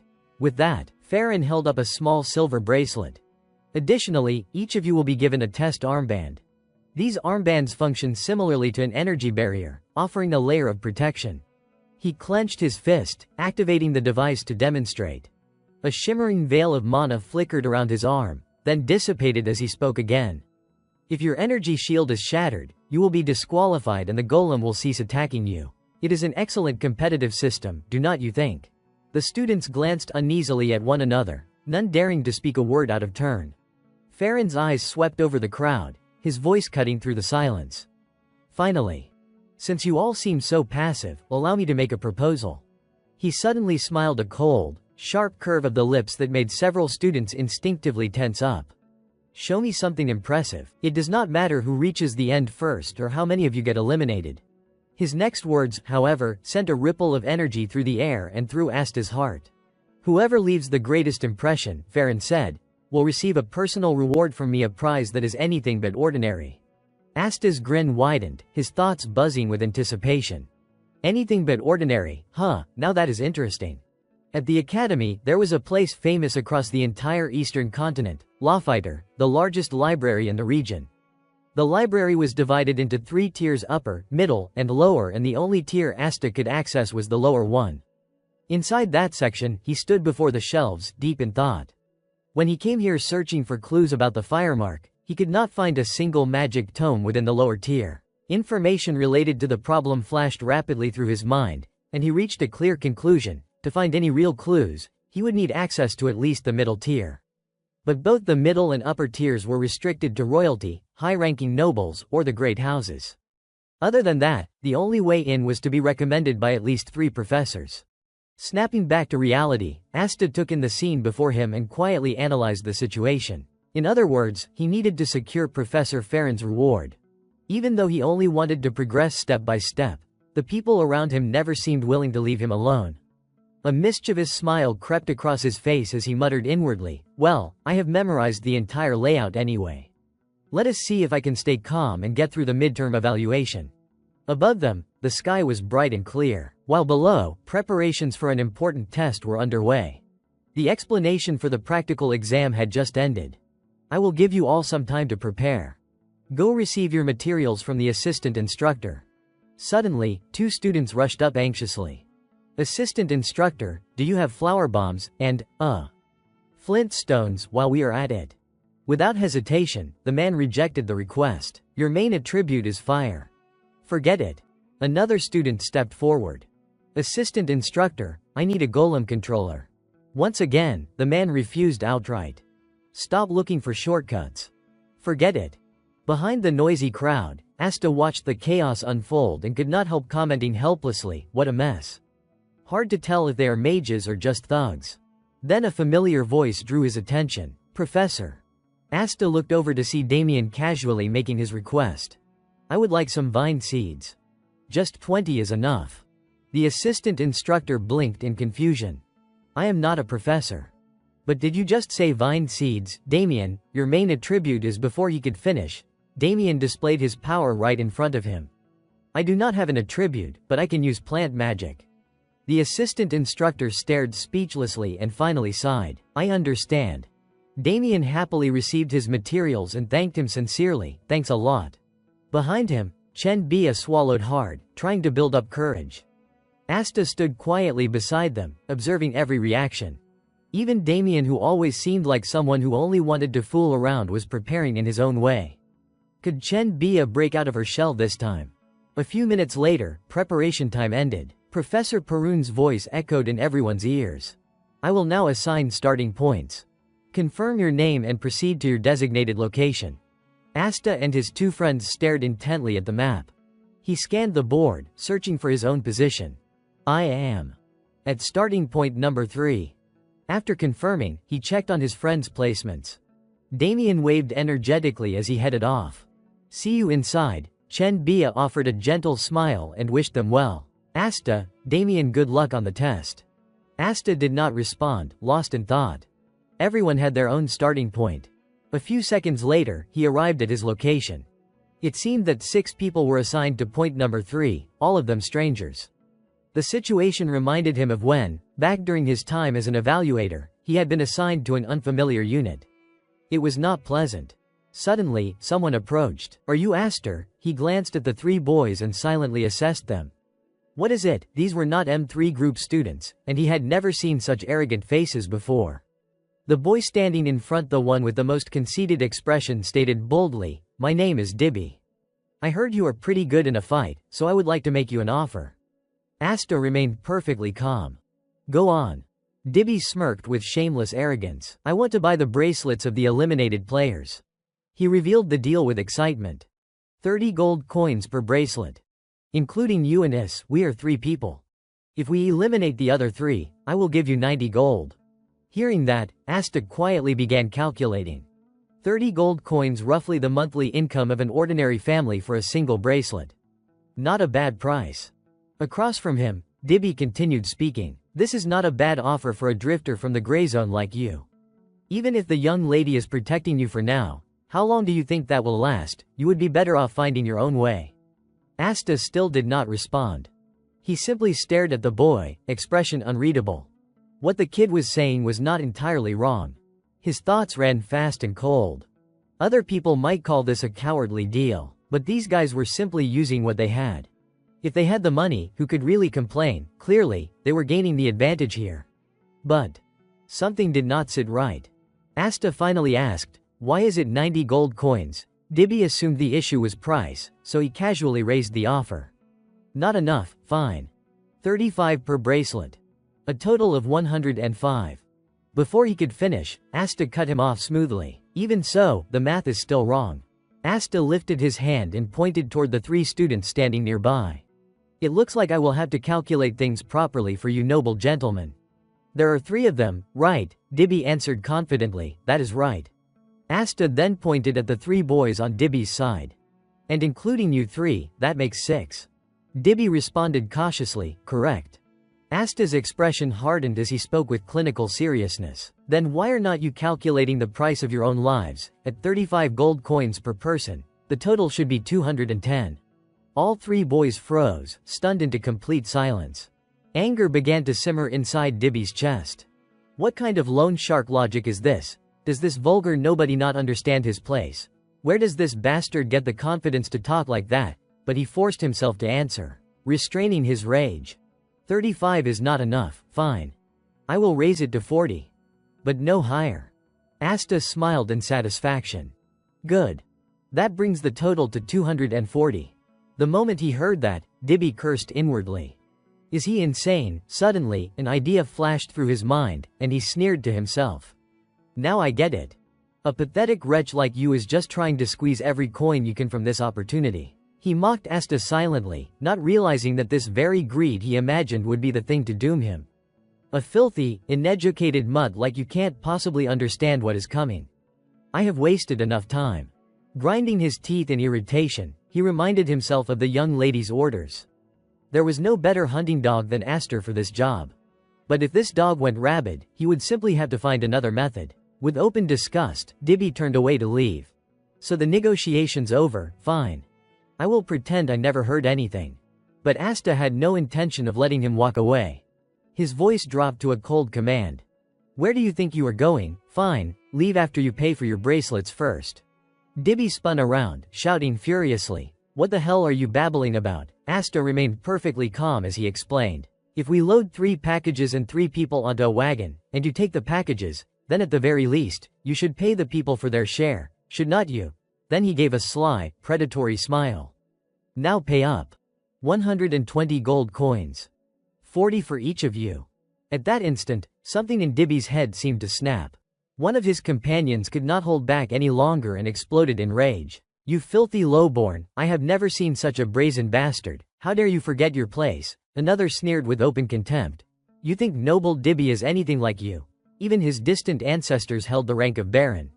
Off to the side, Dibby spoke a single word with chilling sharpness. Fakon. Fakon ignored him and continued shouting in anger, Dibby, do not stop me. Today I am going to teach that bastard a lesson he will never forget. Dibby called his name again. Fakon. This time, Fakon finally sensed something was off. He fell silent and turned back. Dibby was glaring at him, suppressing his fury as he issued a cold command, are you done yet? Then he pulled out a pouch of coins and handed it to Asta.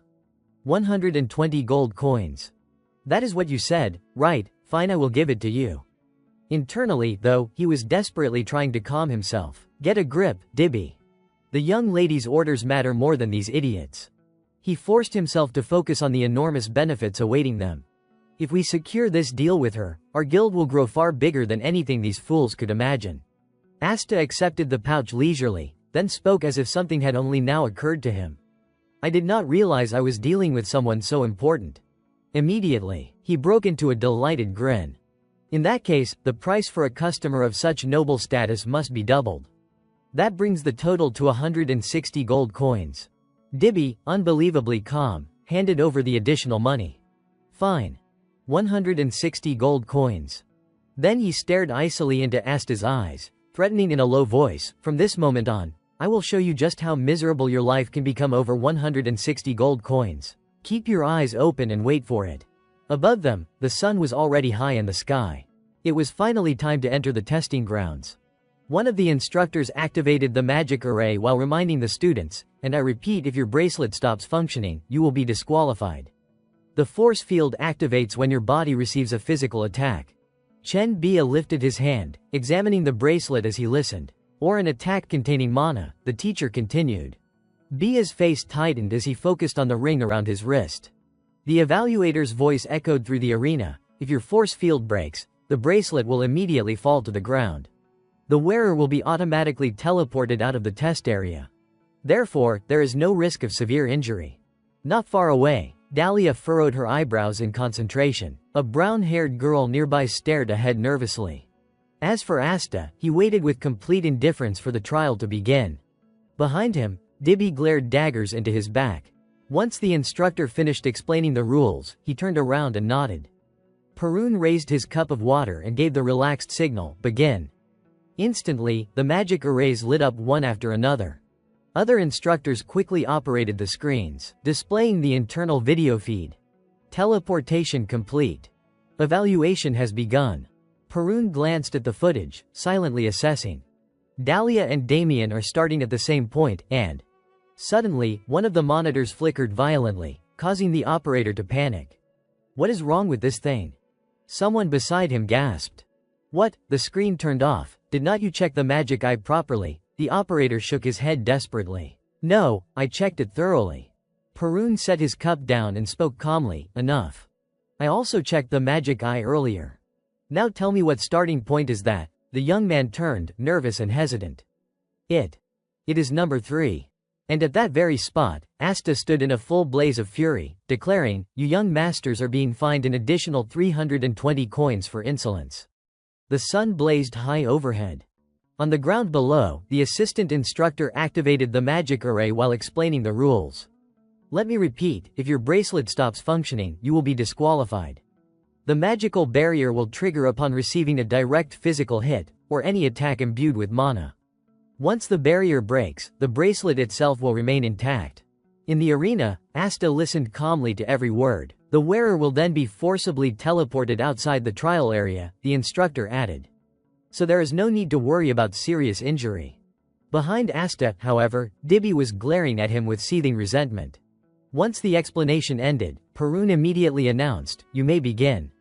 In an instant, every group was teleported into the testing zone. Seconds later, they materialized at their assigned locations. Teleportation complete. The moment the array vanished, Asta summoned a green orb of mana and spoke, all right, my dear customers. He launched the orb into the ceiling, then turned back with a mocking glance. The way you three are staring at me. It is like you are trying to burn a hole through my neck. Smirking with contempt, he added, we do not have much time, so let us get started. Hearing that, Dibby's trio immediately mobilized their forces, hurling everything at Asta. Dibby let out a smug, condescending laugh. You arrogant brat. Let us see how long that confidence lasts. A fireball formed and shot straight toward Asta. He quickly moved aside, analyzing the situation in his head. Let us see. Getting hit by a spell means disqualification and instant teleportation. In that case, his figure skimmed past the fireball like a gust of wind. Without hesitation, he closed the distance to the 3 nobles and raised his leg for a strike. All I need to do is dodge and hit back. And if I pull my mana back right before the impact. His kick landed with sharp, controlled force. Dibby did not even have time to react. Asta's foot slammed into his neck. Calmly, Asta thought, that won't count as a disqualifying hit. He spun around the next second, unleashing a flurry of punches and kicks on Dibby's companions, using this new method to beat them down. Honestly, it feels great. Then he ducked under another fireball and finished off the remaining attacker. His spirits soared. Beautiful. Absolutely beautiful. Moments later, he stood tall in the now empty corridor. Dust from the scuffle still swirled in the air as he announced, "Our young master must be filthy rich recruiting all these guys in such a short time." "All right then."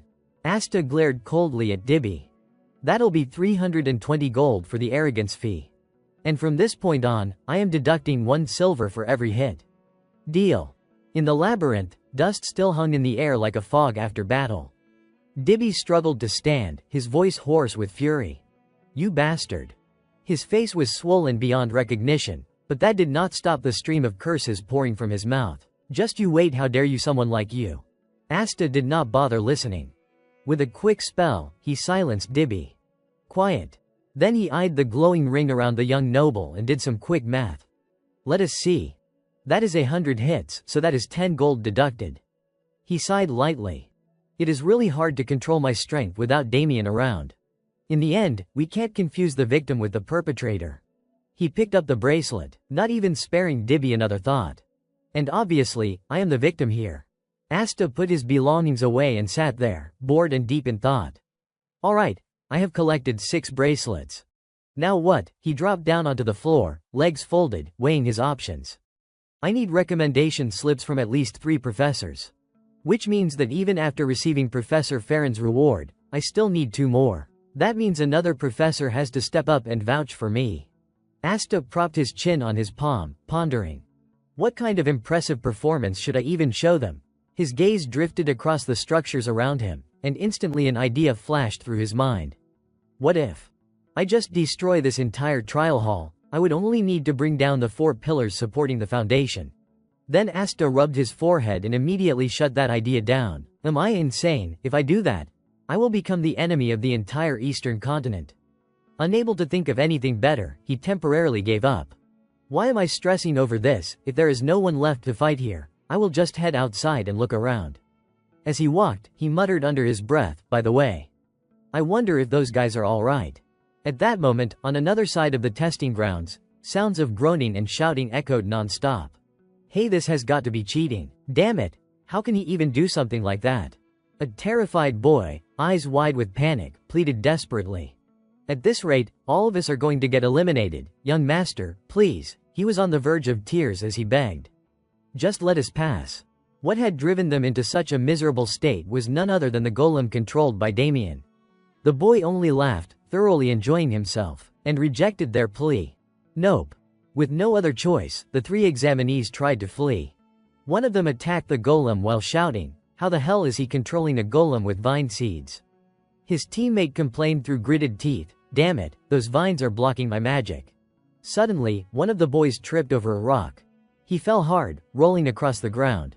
The stumble cost him his chance to escape. Frozen in fear, he stared at the golem lumbering closer and closer.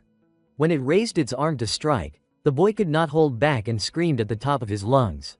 Elsewhere in the arena, Chen Bia pressed his back against a wall and spoke with a stern expression. "All right, listen everyone, I just want to pass this test. Okay." Hiding behind the corner, he shouted louder, "So please, stop attacking me."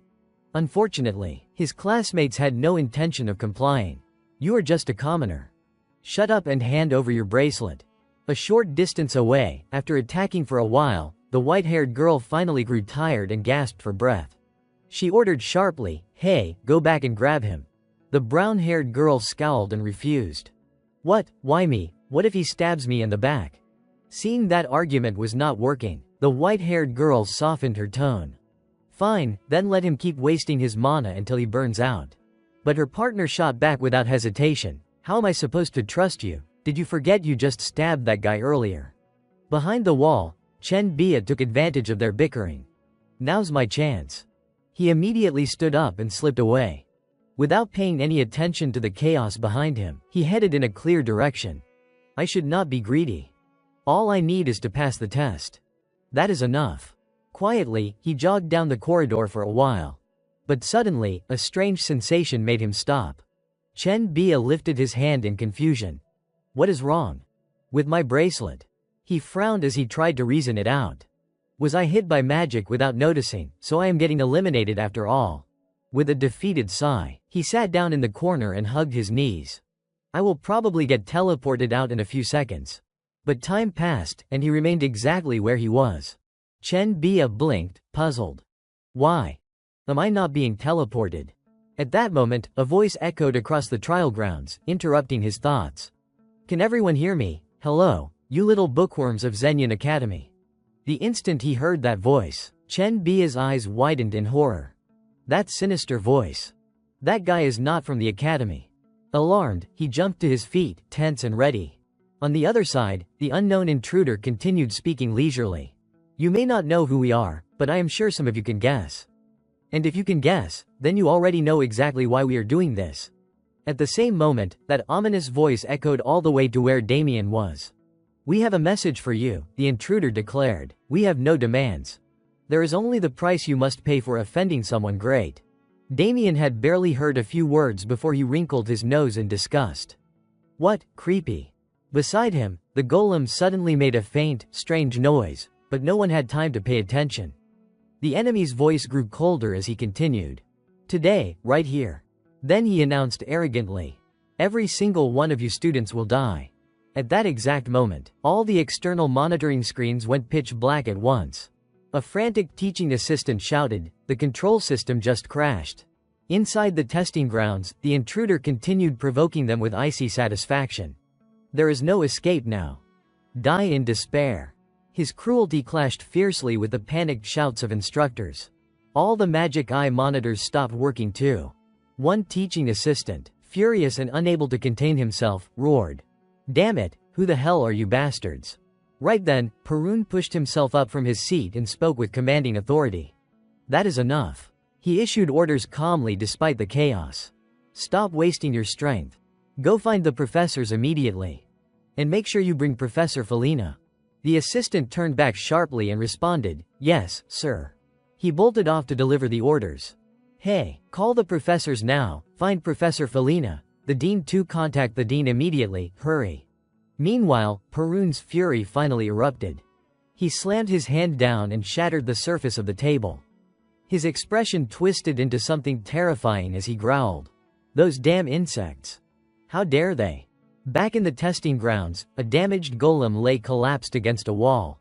Asta brushed his hair back, irritation dripping from his voice as he cursed under his breath. Damn it. What set him off was the sight of dozens more golems closing in from all sides. As they formed a tightening circle around him, Asta snapped in anger. What the hell is this?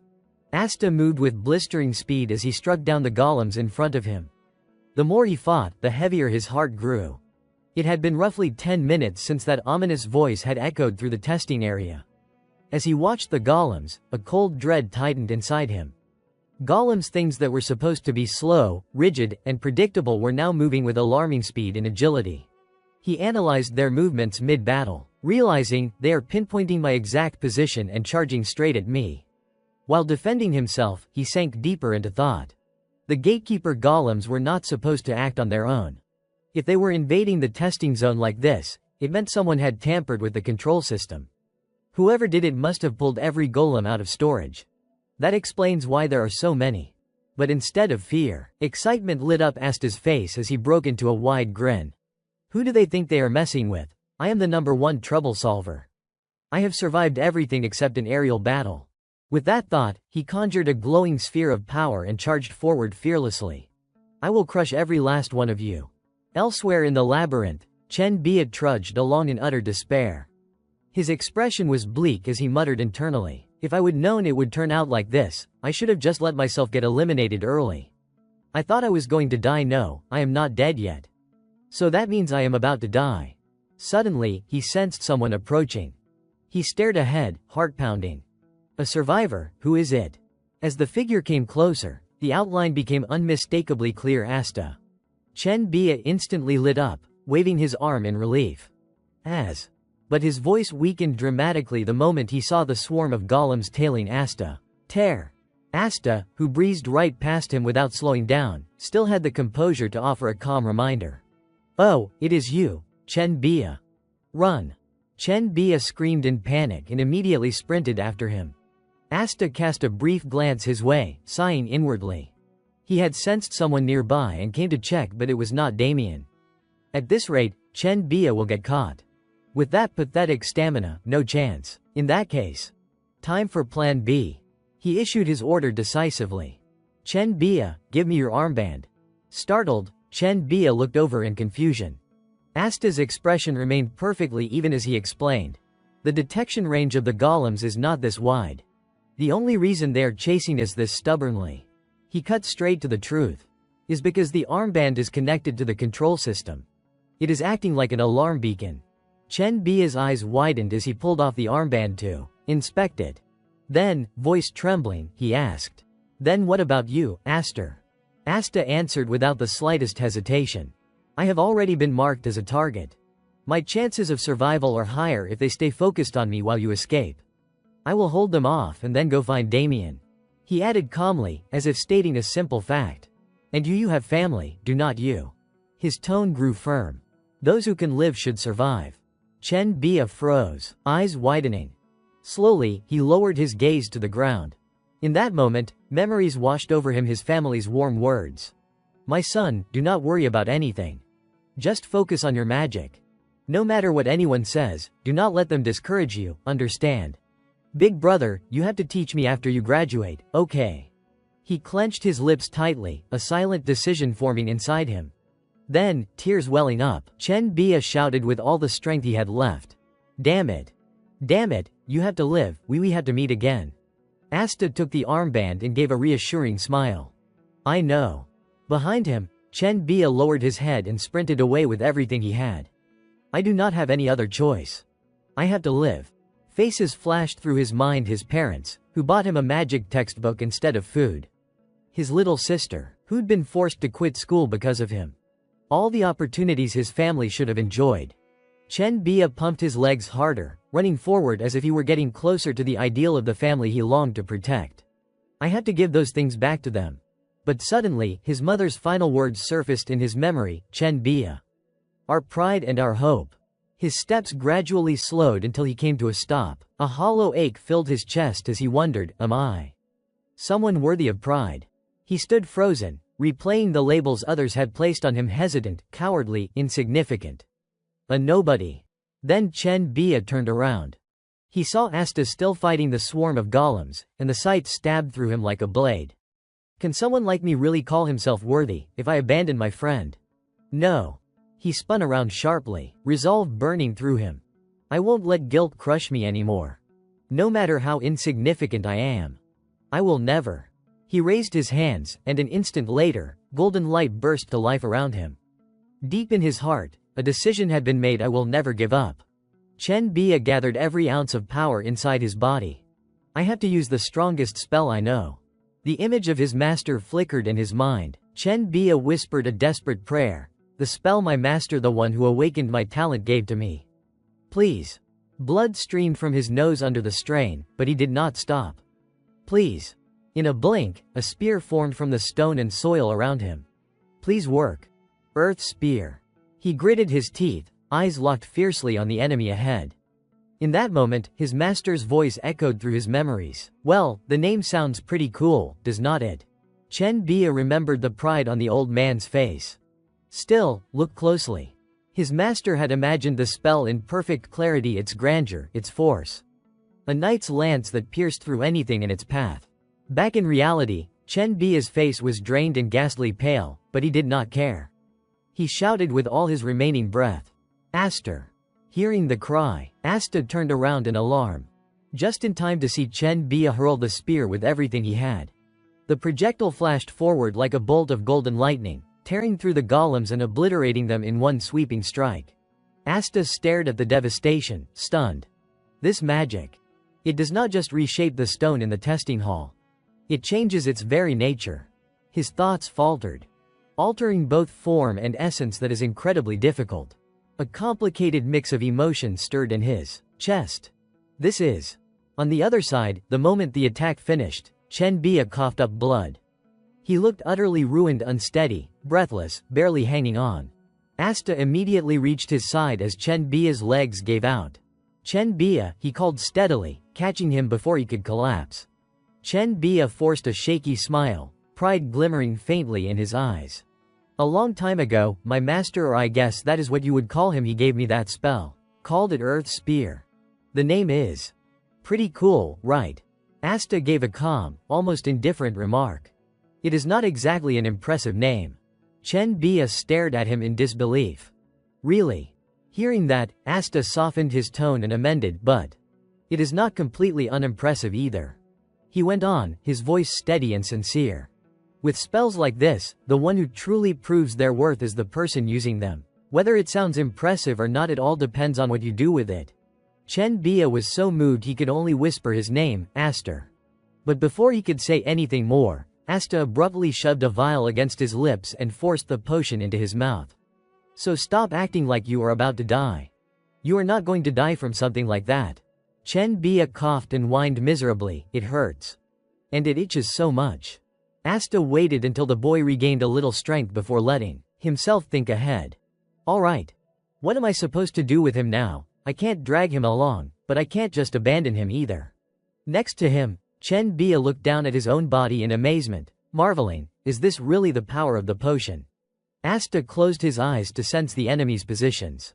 Let us see. The entire layout of the labyrinth unfolded in his mind with absolute clarity. If I can feel its presence, then it is in that direction. A moment later, Asta rose to his feet and pointed ahead. Chen Bia, go straight that way. When you reach the fork, take the right path. You will meet up with the other students. Hearing that, Chen Bia immediately grew anxious. Aster. What about you? Asta did not answer. Instead, he turned his face to the side, scanning the surroundings. In his eyes, a strange stream of red energy shimmered faintly, all flowing toward a single direction. The flow of mana heading toward the control chamber was unsettling familiar, yet undeniably unlike Dakulin's style. Because of that, Asta's expression hardened into something grave as he finally replied, there is something I need to take care of. Inside, he had already made his decision. I have to go find out what is happening.